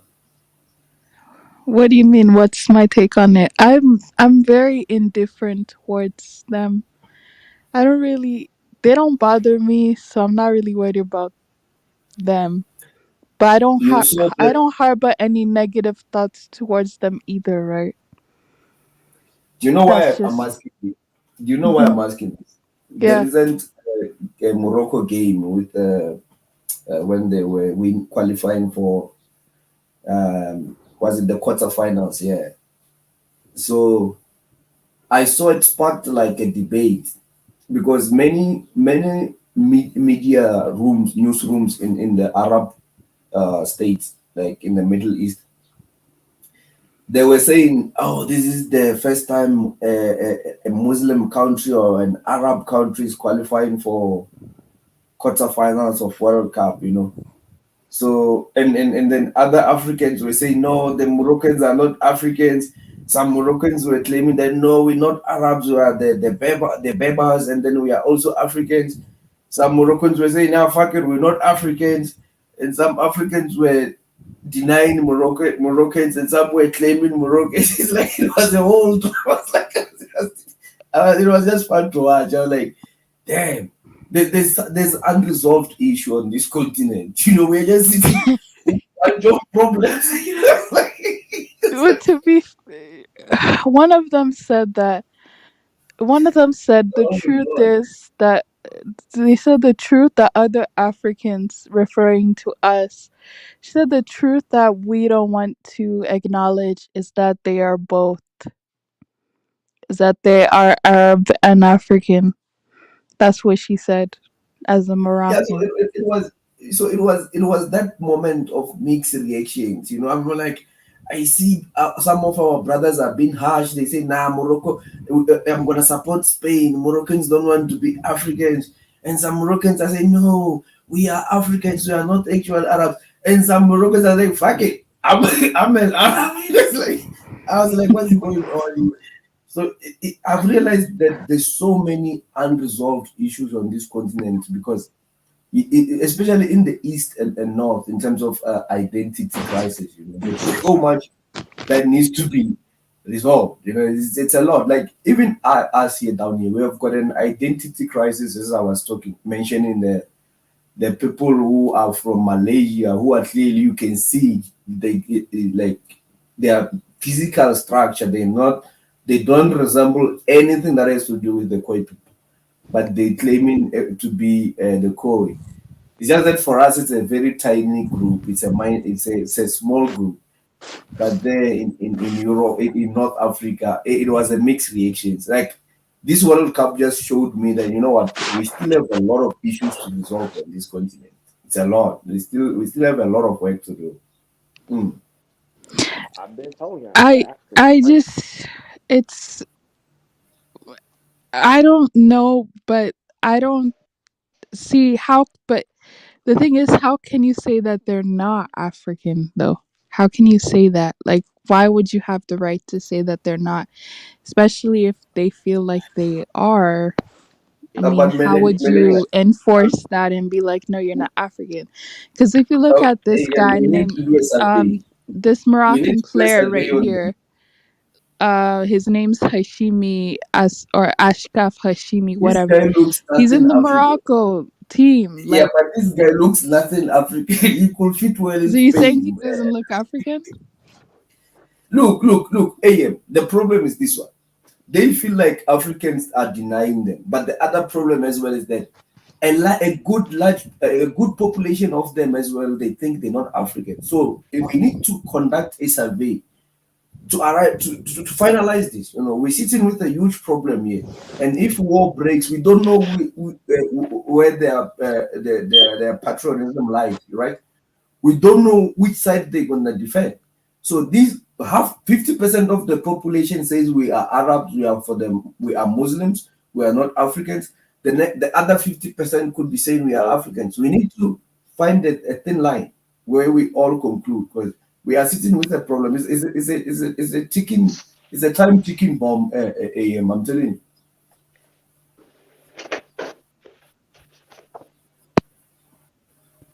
Hello? Hello? Hello? Can somebody hear me? Yeah, we hear you, Zulu. Okay. Well, see, it's that only a South African understood what we're telling y'all, man. Because how people view themselves necessarily is serious, especially when shit start getting real hairy out here, man. Okay, I think he must be one of the mixed ones, then, bro. He must be one of the mixed ones. But but yeah, like we've been telling y'all that shit like for the fucking longest, man. When it comes to like that area got invaded so many goddamn times, bro. It's North Africa is like a mixing zone, but like they invaded that. I mean, so many Arabs invaded that shit over time. It's retarded, bro. So like I said, just like when shit turns south in the next couple years, and best believe it will turn south, bro. As the fight for resources start to get harder and harder, bro. As some of these superpowers fall and some of these superpowers start to rise, oh, you gonna see who is who, bro. And I'm telling you, yeah, like I be telling the Africans, they be like, oh man, oh, but no, they're African, bro. I'm like, hey, bro, these folks invaded that land. They put their claim on it, and that's it. That's like got them calling a white South African actually African, bro. If we doing that shit, then I'm about to take my ass to goddamn Europe to, you know what I'm saying, set me up some new roots, and I'm gonna be goddamn European and see what the fuck happens to me, bro. But that's just me though, man. I don't try to be funny, but man, like I No, think I was on TikTok. no, the white South Africans, we are working on shipping them there to USA or wherever the fuck they came from. You know, it's just Hey, shit. 4.5 million of them. You know. Hey, I'm trying to go. That's cool. You know what? I'm trying to go ahead and come over there anyway, so we can go ahead and make that switch. So yeah, so we can trade one for one out here, bro. We can trade one for one, man.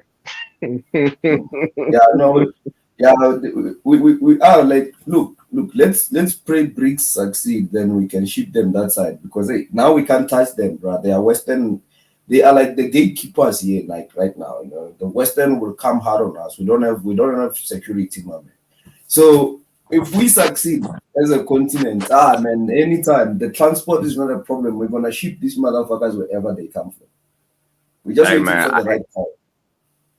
hey man, at this point, got legitimately, I'm seeing the same patterns that were done in America, done in what is it, fucking in Africa, whatnot. Because all of a sudden, I'm starting to hear about, oh, they moving goddamn cocaine necessarily and crack cocaine all into Africa. And I'm sitting here looking like, bro, this started to seem oddly familiar, bro. The same game plan is coming, bro. They do an economical collapse necessarily of your economy. All of a sudden, some drugs start flooding into your country, into your cities. And I'm sitting here like, bro, this. Yeah, I seen this game plan again. Folks thinking I'm crazy. I'm like, these folks ain't crazy, bro. They'll take a game plan. If we work in America, they'll take that shit and bring it to Africa, bro. Same shit with feminism. They had a game plan in America, bro. It worked in America. They export that shit all over the planet. So people got to keep their eye open on shit like this. You know, you start saying that, and other people start thinking, "Oh, you a conspiracy theorist? You a crazy you a crazy American?" I'm sitting here like, Hey man, I don't know, bro. these idiots won't always win, man. They can't keep winning. Every empire rise and fall. I think we are witnessing their days getting to an end, and they're too desperate. So don't relax. Don't worry.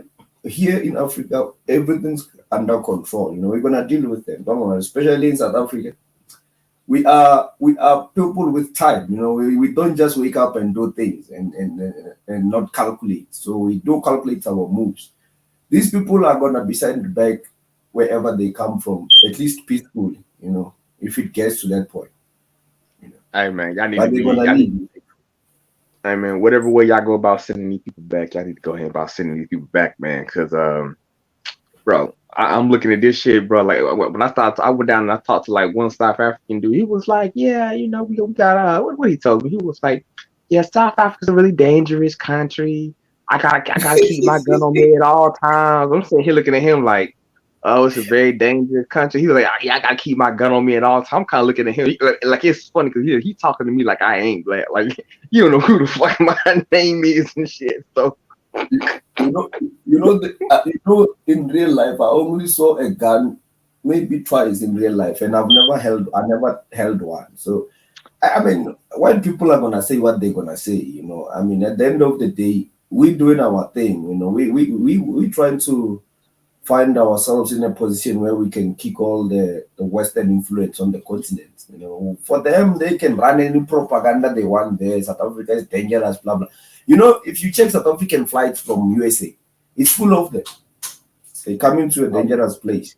You know, so man, like I put it like this, man. I had plenty of people to go with South Africa. They was like, hey, bro, it was cool. Me myself, I went to Uganda and Tanzania.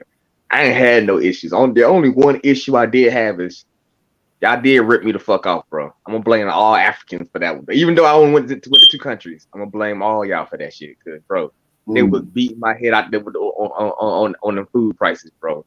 Goddamn 10 shilling meal was 25 shillings when I was over there. I was like, yeah, son of a bitches. No, but South But Africa is cheaper, man. When you got the dollar. oh yeah. I'm gonna come over there soon. Man. Like I'm gonna, I got my little first little patch of land over there, man. So after I build my first little hotel, I'm coming right over there, South Africa, build my little second hotel, and I'm out, bro.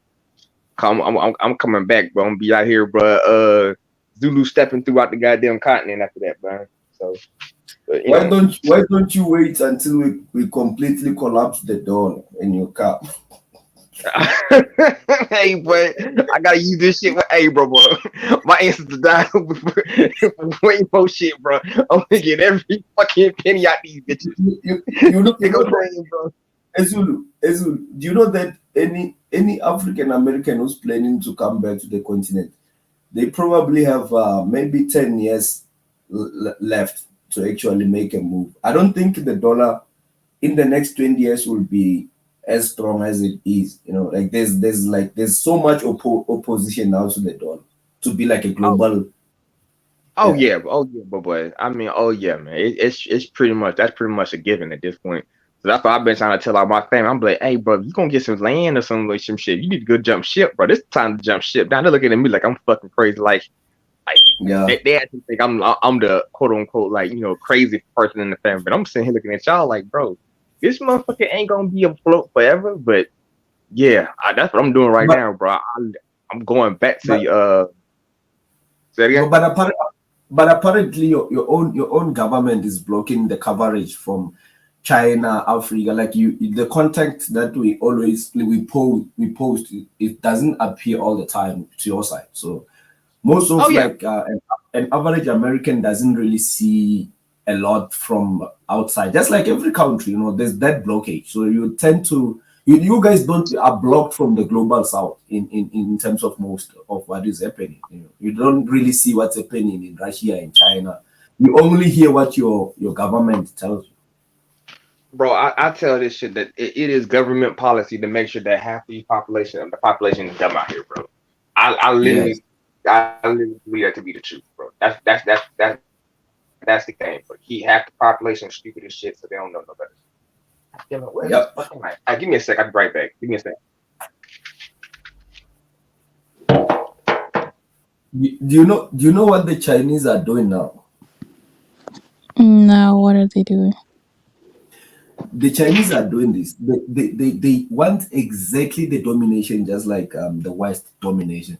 Like they want to do they want access. Actually, the Chinese, they don't want domination per se, like the forced domination, but they want access to the global resources. So what they doing is that the Chinese government is taking advantage of their exploiting their own population, which by the way they've got numbers. So they go to these developing countries or the so-called third world countries. They build whatever it's infrastructure that's needed there, even if it's small or large, whatever scale. They just quickly do something, and it's like the Western, how they became like the global face. They exploited countries. They used force. They took charge of advancing technology more than everyone with the aim of taking over everywhere. Right? They did that by force. The Chinese are kind of like smooth with it. They buy you. Right? They say, look, let's trade. We put our engineers here. They build you the bridges that you need. You sort it, then give us that area that has got if it's iron ore, we want that material, we want to develop. That's how the Chinese are taking over. If you go to South America, if you come to Africa, if you go to now, they actually removing USA from the Middle East. Saudi Arabia now it's signing with BRICS. Saudi Arabia is the largest exporter of oil to USA. USA industry is built on oil. Without oil, that fucking Babylon is gonna collapse over a night. So it's going down. The Chinese are here, and China is not gonna stop. By the way, and America doesn't even know how to stop China. I don't think they even have capacity to stop China at this point. The No, Chinese, Nah, they can't. they They no, can't. no, they They can't. can't. they Uh, can, they can stop China. America can stop China. No, they no, cannot. Oh, okay. Nah, You bro. guys are saying they can't. Oh, okay, okay. I thought you guys are saying I don't think China can stop America, and I don't think America can stop China. At this point, they are just two opposing superpowers. Oh, bro, you already know how this shit gonna end, though, man. That's why I'm trying to go ahead and jump ship before the missiles stop flying, bro. Like, but y'all think I'm playing? You can go. This shit gonna either good. I know America, bro. I know white folk, bro. I know this shit like the back of my goddamn hand, bro. Anytime they feel threatened about anything, bro, they first instinct is drop a bomb on it, bro. And the problem with that is they really can't drop the bomb on China They necessarily can't because China afford it got now. Russia. They can't So afford. I can't. They used to. The 8 years ago, going back, they could afford that. They can't afford that now. It's like, them white folks, they're not gonna give up easy. But we're in a position where now they can't stop. Like, they cannot. You cannot stop China. You cannot stop Russia. They cannot stop India. So they're just gonna have to swallow a bitter pill, and they're gonna have to negotiate. And whatever the system is gonna be born out of all these superpowers, it's gonna be more of like a very diverse globe where it's no longer this one superior group that That's benefits from all of it. so sad. Yeah. America's like that spoiled kid that you take candy Mm-hmm. from the baby. They're going Mm-hmm. to yeah. cry. They're going to Yeah. act out. They're going to have a Oh, tantrum. bro, let me I tell you mean, this shit. I don't know. Hold on, let me tell you something, bro. When I tell you, white folk out here been flipping they fucking, but we have so many. They been shooting their family members and shit over here. Got them America, but we just had like and I think it was called Pinks County or Pike Pink Pink whatever Pink County whatever, right, bro. They'd have had a whole shootout. It was just one family whatever, right. They was like, God damn it, bro, U.S. is going over and shit. And they literally had a whole fucking family shootout and shit. And I'm sitting here looking at this shit like, oh yeah, it's about that time, bro. I was telling my dad, I was like, bro, you gonna live to see the end of this goddamn nation fall. He was like, for real? I was like, yeah, pop, you gonna live here to see this shit. And he was like, but goddamn. I was like, do you know the amount of enemies your country has made? Like, everywhere. they've made enough enemies. There's no way America is gonna survive. Like, with that amount of enemies, you know how much Iraq hate America. Like, Iraq is just waiting for a point where is waiting for a right time when they can just strike America. And I'm talking about like physical military strike shit. Like, they just want to bomb that Bro, let me country to tell the you. ground if they could. Bro, and like America has made enemies out of goddamn folk out of South. The entire South America necessarily don't like these folks. Mexico don't. Bro, they didn't kill more goddamn presidents in South America than I think they did in Africa, bro. So they basically real pissed about that shit. And you got Yeah, Africa, man, they ain't got no love there necessarily. You saying in Middle East, I think they didn't yeah. drop enough bombs in that bitch, so they really kind of fucked up there necessarily. With the China don't fuck with them, Russia damn sure don't fuck with you. Only people No, they was really fucking with the Western Europeans Yeah, and the the Europe, the Europe. guys, let's be practical. Did you see how vulnerable the West is? The West has enjoyed a good PR. Did you see how when Putin switched off the taps, Germany economy now is going down? It's not even 2 years, guys. You see, the West is so overrated. In fact, the West is strong through America. It's America that has been backing up the West. The West is nothing. They were feeding themselves through Russia. Russia has exposed the West.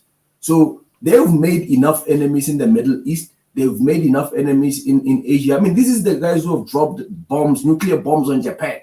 They've made enough enemies in South America. Africa is a whole different thing. It's like nobody wants them in Africa, and Africa is the richest continent. Like I'm telling you, Asia now is the next thing. Asia is gonna take over, and Asia doesn't have a bad reputation as the West in terms of Africa, and all these regions are competing for Africa. The West is not gonna get anything, especially if Asia can protect Africa. It's over, my man. oh no, bro, I'm telling you this now, bro. If you want goddamn was it some white pussy, bro? White pussy out here is selling for like goddamn what $10 at this Oh point, bro. my It, God. it, it is like boy when I fucking tell you, bro, I ran into like 5, 10 white girls. They was like, oh, you going to Africa? can I come with you? And I'm sitting here like, bitch, what the fuck you think? Bitch, I ain't taking you to Africa with me, bitch. Like, when I tell I you, won't, I bro, won't lie. when Africa I still tell has got you, bro, its own problems, my man. I won't lie. Africa has got a long way to go. That's a fact. But whoever established themselves in Africa right now, they will have a future. You get what I'm saying? Like the West has got the past. Their past is like it's glorious. You know, there's a lot of achievements and all that, but it's going down. It's a sinking ship, my man. but I They think you just misunderstand, bro. Hold on, bro. I gotta get arrogant as fuck, bro. The best achievements that the West, the best achievement that the West has ever had has come from everybody that's not from the West. Yeah, You true. talking about the Not all of them, but yeah, it's a global effort. It's like a human race collective effort. no, hold on, bro. I'm gonna tell you. Okay, what's okay? The Model T car necessarily. White folk didn't build the first car, bro. Black folk in America did that shit, bro. When you say goddamn, who made the goddamn nuclear bomb, bro? They didn't make the nuclear bomb. Germans made the nuclear bomb, bro. Who made the fucking what is it? And the Germans are the White same folk. people with them. Say that again. The Germans are more or less the same people with them. I mean, they just pieced the Russians, but if you look at the Russians, they are white as well. You know, I mean, I Yeah, see they're them white, as but I mean, like, no, like mm, how we take points over here is basically from what ethnic, bro. So they come from oh, goddamn okay. England, bro. These are Englishmen, bro. Like the Yeah, yeah. Englishmen ain't necessarily created a goddamn thing but a fucking sword, bro. Throughout motherfucking history, that's how we be like beating across the verbal head with a bat. You see what I'm saying? We be like, bro, when the last time an Englishman here created something worth a damn other than a sword? And he was like, yeah. And I was like, yeah, bro, you just gotta sit there and hold that shit, bro. Because But it's Zulu, fucking true.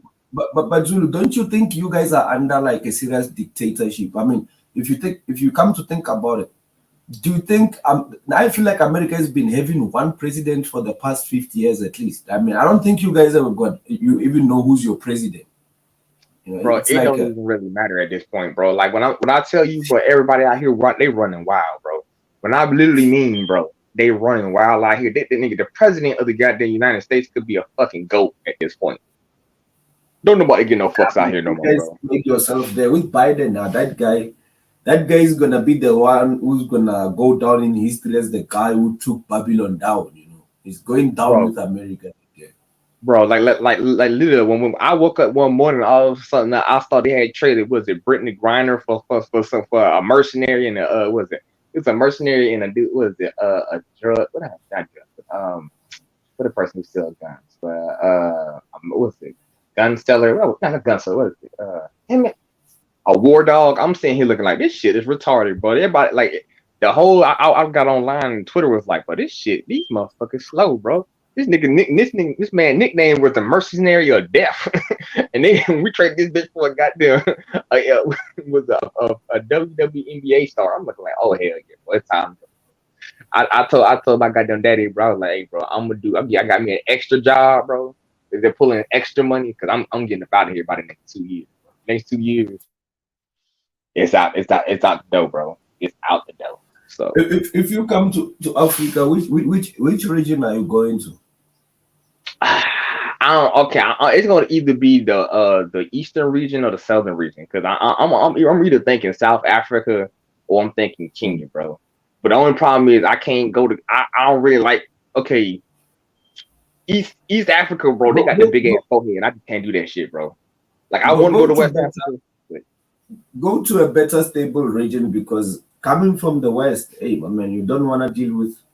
It's like you could it could get worse. So go to a region that is at least even if it's gonna be for the first 5 years at least it's like for transition, you know, so that it can be easy for you. Go to like Kenya. Kenya is fine, and Nairobi to be specific, so you can survive as well there. And even I don't think you Zanzibar, but understand, bro.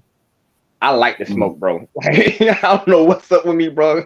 Maybe I've been in America too long, you but like I like the smoke. you like problems. You like problems. Hell yeah, bro. I, I don't I know what think it I is, think bro. you I think you have enjoyed being in a first world a world country for a while. I don't think you know what you're asking for. Bro, I don't know. Maybe I'm right. Who knows? Who knows? You know what I'm saying? Because I ain't had African problems. But my You personality is see, I'm all with the smoke. So I'm here in South Africa. I'm telling you now, South Africa is not the best place I can be in, but I'm not moving to any African country. I won't survive. So already I'm having a worse God situation damn. in Africa, and it's considered one of the better version of Africa. So I'm telling you, it can always get worse. So hey man, just apply for what you can. It's like deal with problems that you can handle. You know. Yeah.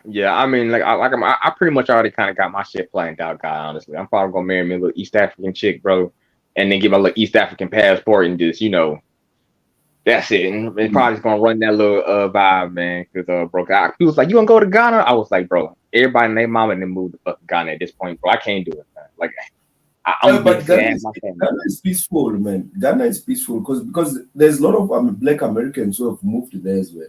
They quite like. I don't hear any smoke for Ghana, to be honest. hey, I mean, Ghana's always been pretty chill for the most part. So, but me, I'm thinking I Mm. want to go. I'm gonna go to where like the business district is pretty much set up at. So that's why I said I'm gonna go to East Africa because I mean that's gonna be what a world's trade is gonna be at soon. So I was like, I'm gonna go Uh, ahead and start setting up right over there and start getting start putting everything in motion now. So yeah, and, I'm really trying to and take it like Kenya, 20 years ahead of time.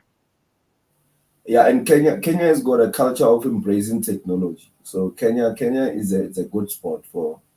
In terms of the African future, it's gonna be one of the leading in terms of technology. So it's a good spot. It's a good spot.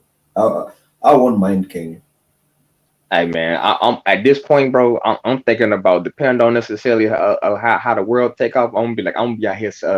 I ain't gonna say this online, but if they need me necessarily make some bullets or maybe make some artillery for them, I'll be like, hey, bro, I'll put that military skills to use. I'll be like, hey, what y'all need, Oh bro? my gosh. Hey, bro. See, hey, y'all think I'm crazy? I ain't crazy, but I know this shit gonna turn left like real soon. It's gonna be good. Trust me. This is what happens, bro.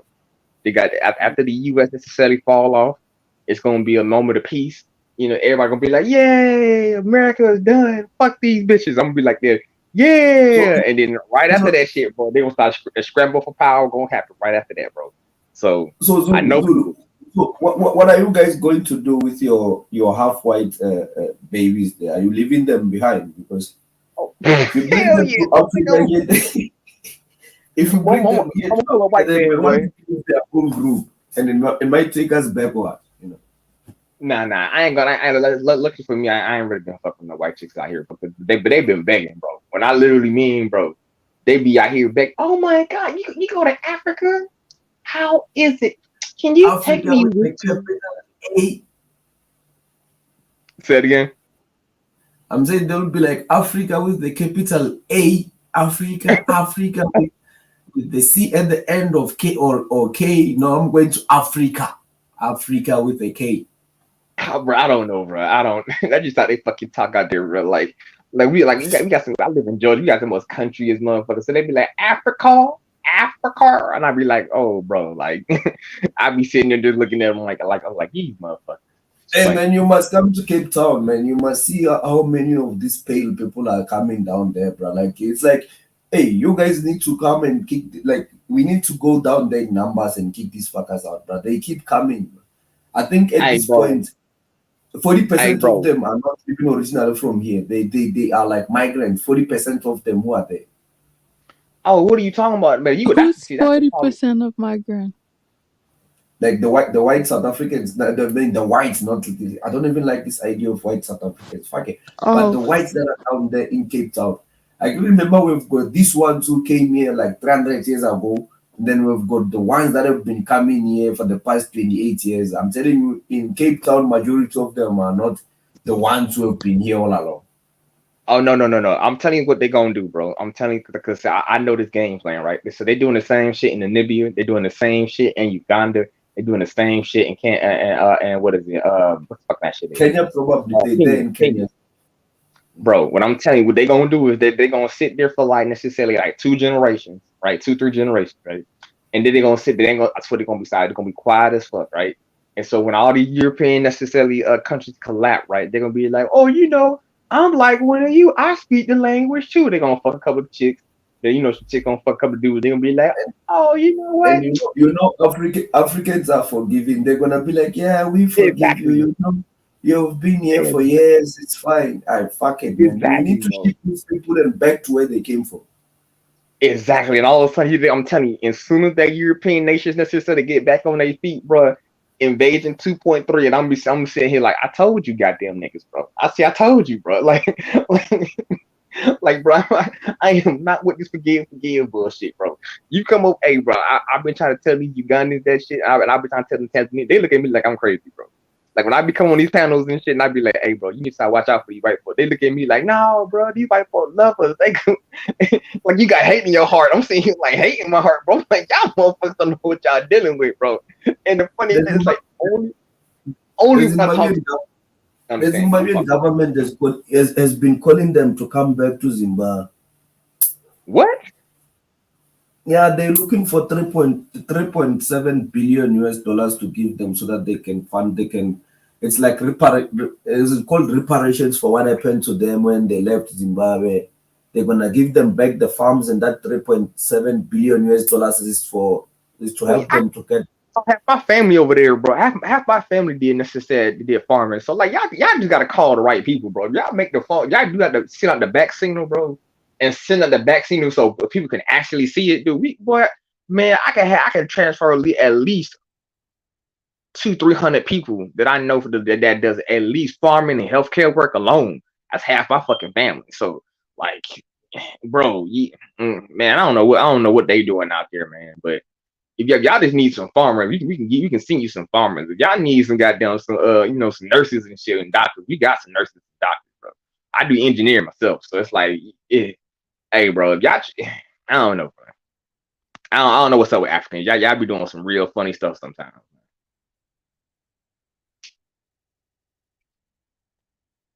Hello?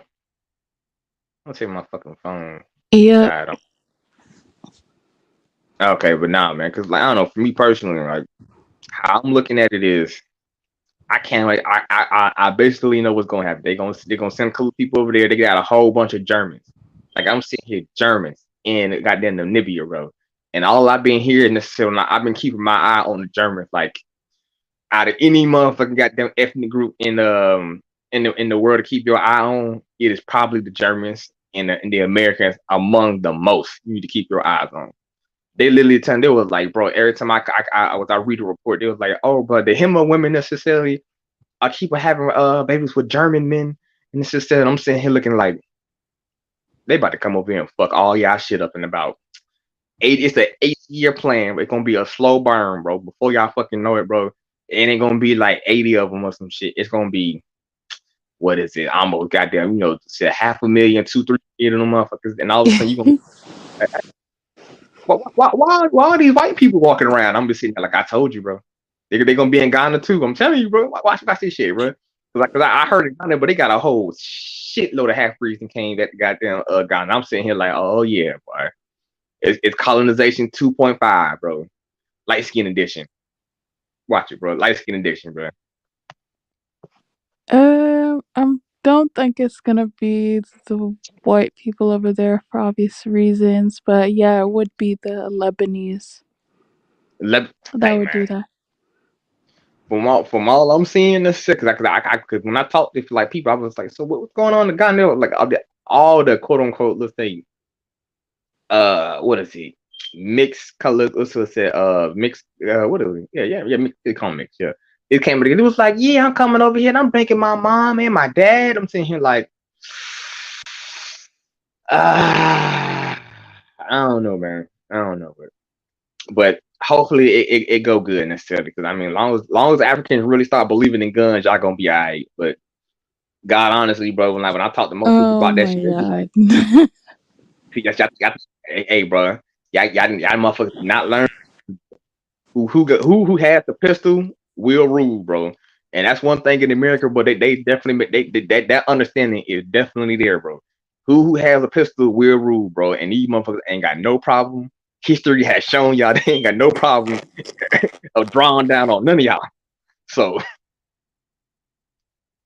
so for me personally, bro, I'm like, hey, when y'all y'all better get tooled up, bro. Y'all better start developing what is it? Some ammunition and some shit, man. Cause I ain't, bro. I ain't going out like that, bro. It may have caught me the first time, but I ain't going out. Like, I ain't getting caught slipping twice. So that's just my fucking motto. Goddamn. So AM though, I do have a question. What's the African necessarily perspective on what's that on North Africa though? Because that's what I've been really trying to figure out. Because I was on TikTok, it was yesterday, and it was some girl. She was like, "Oh man, so how did the Arabs get in North Africa? Because they not from there and shit." And all of a sudden, man, I'm telling you, TikTok like man, goddamn exploded. Oh, I think her video may went started at like 20,000. All of a sudden, by the end of the night, that shit was like at 1,000,000. I'm sitting here like, God damn, boy.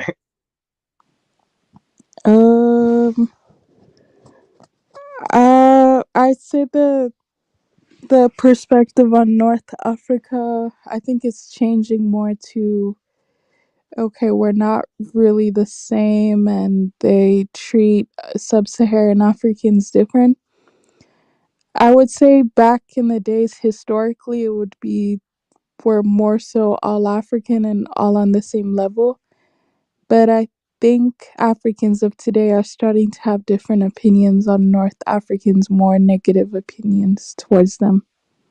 Okay, well, like I said, that's either gonna go one or two ways, bro. It's either gonna go one or two ways, because they either gonna get real slow and go back to sleep on that situation, or two, bro, it's gonna be a war with the North Africans eventually, bro. Because because all it's gonna take is one North African start saying, you know what, I think we can push a little bit farther south, bro, this time, and and get some extra land, and that's OV, bro. Because I mean, but hopefully none of that happen. Hopefully, but history has shown otherwise. But don't you think that if they were interested in the land down, they would have already done that a long time ago?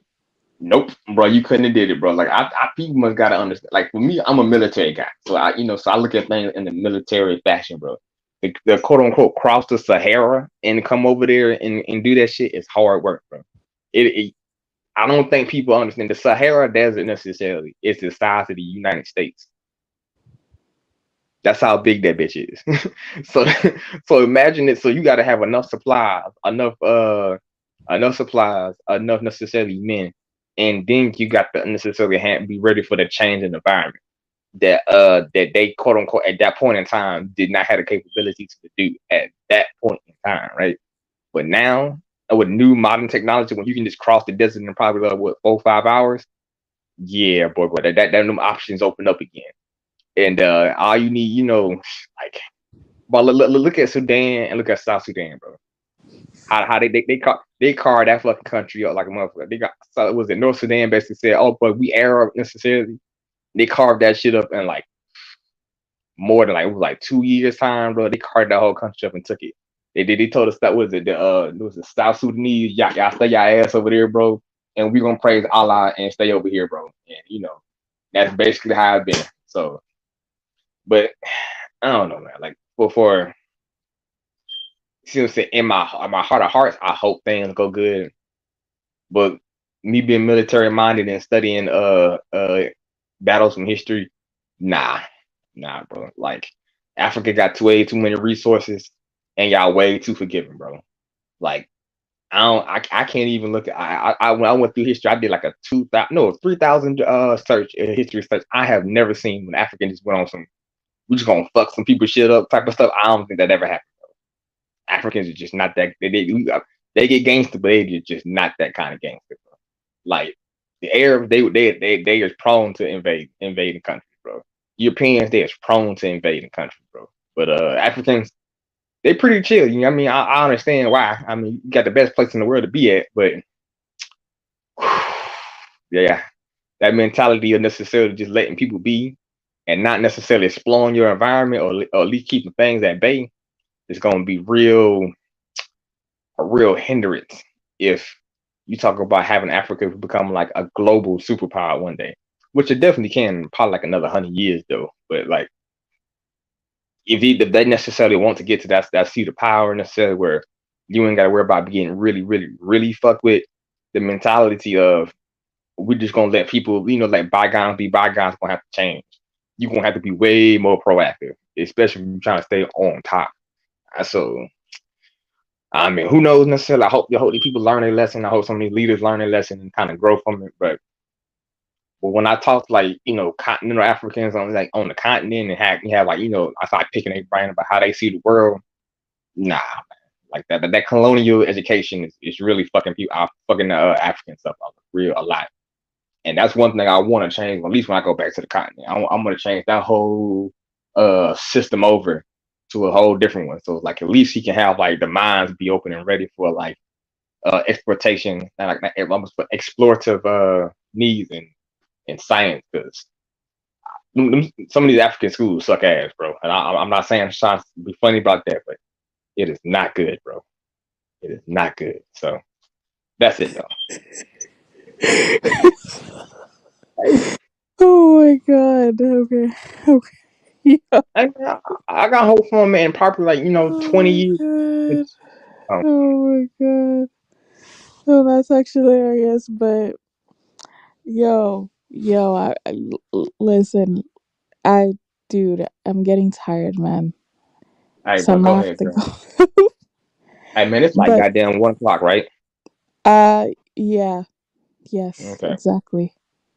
So go ahead. I'm gonna go ahead and let you go. Then I'm gonna go ahead and do some more research and shit, because I'm up. I'm gonna get drinking like 5 pots of coffee. So I'm gonna go ahead and appreciate you, AM, man. I'm gonna go ahead and handle business again. I'll catch you on the next one, man. All right. See ya. Thanks for calling I'll see you too. in. Bye.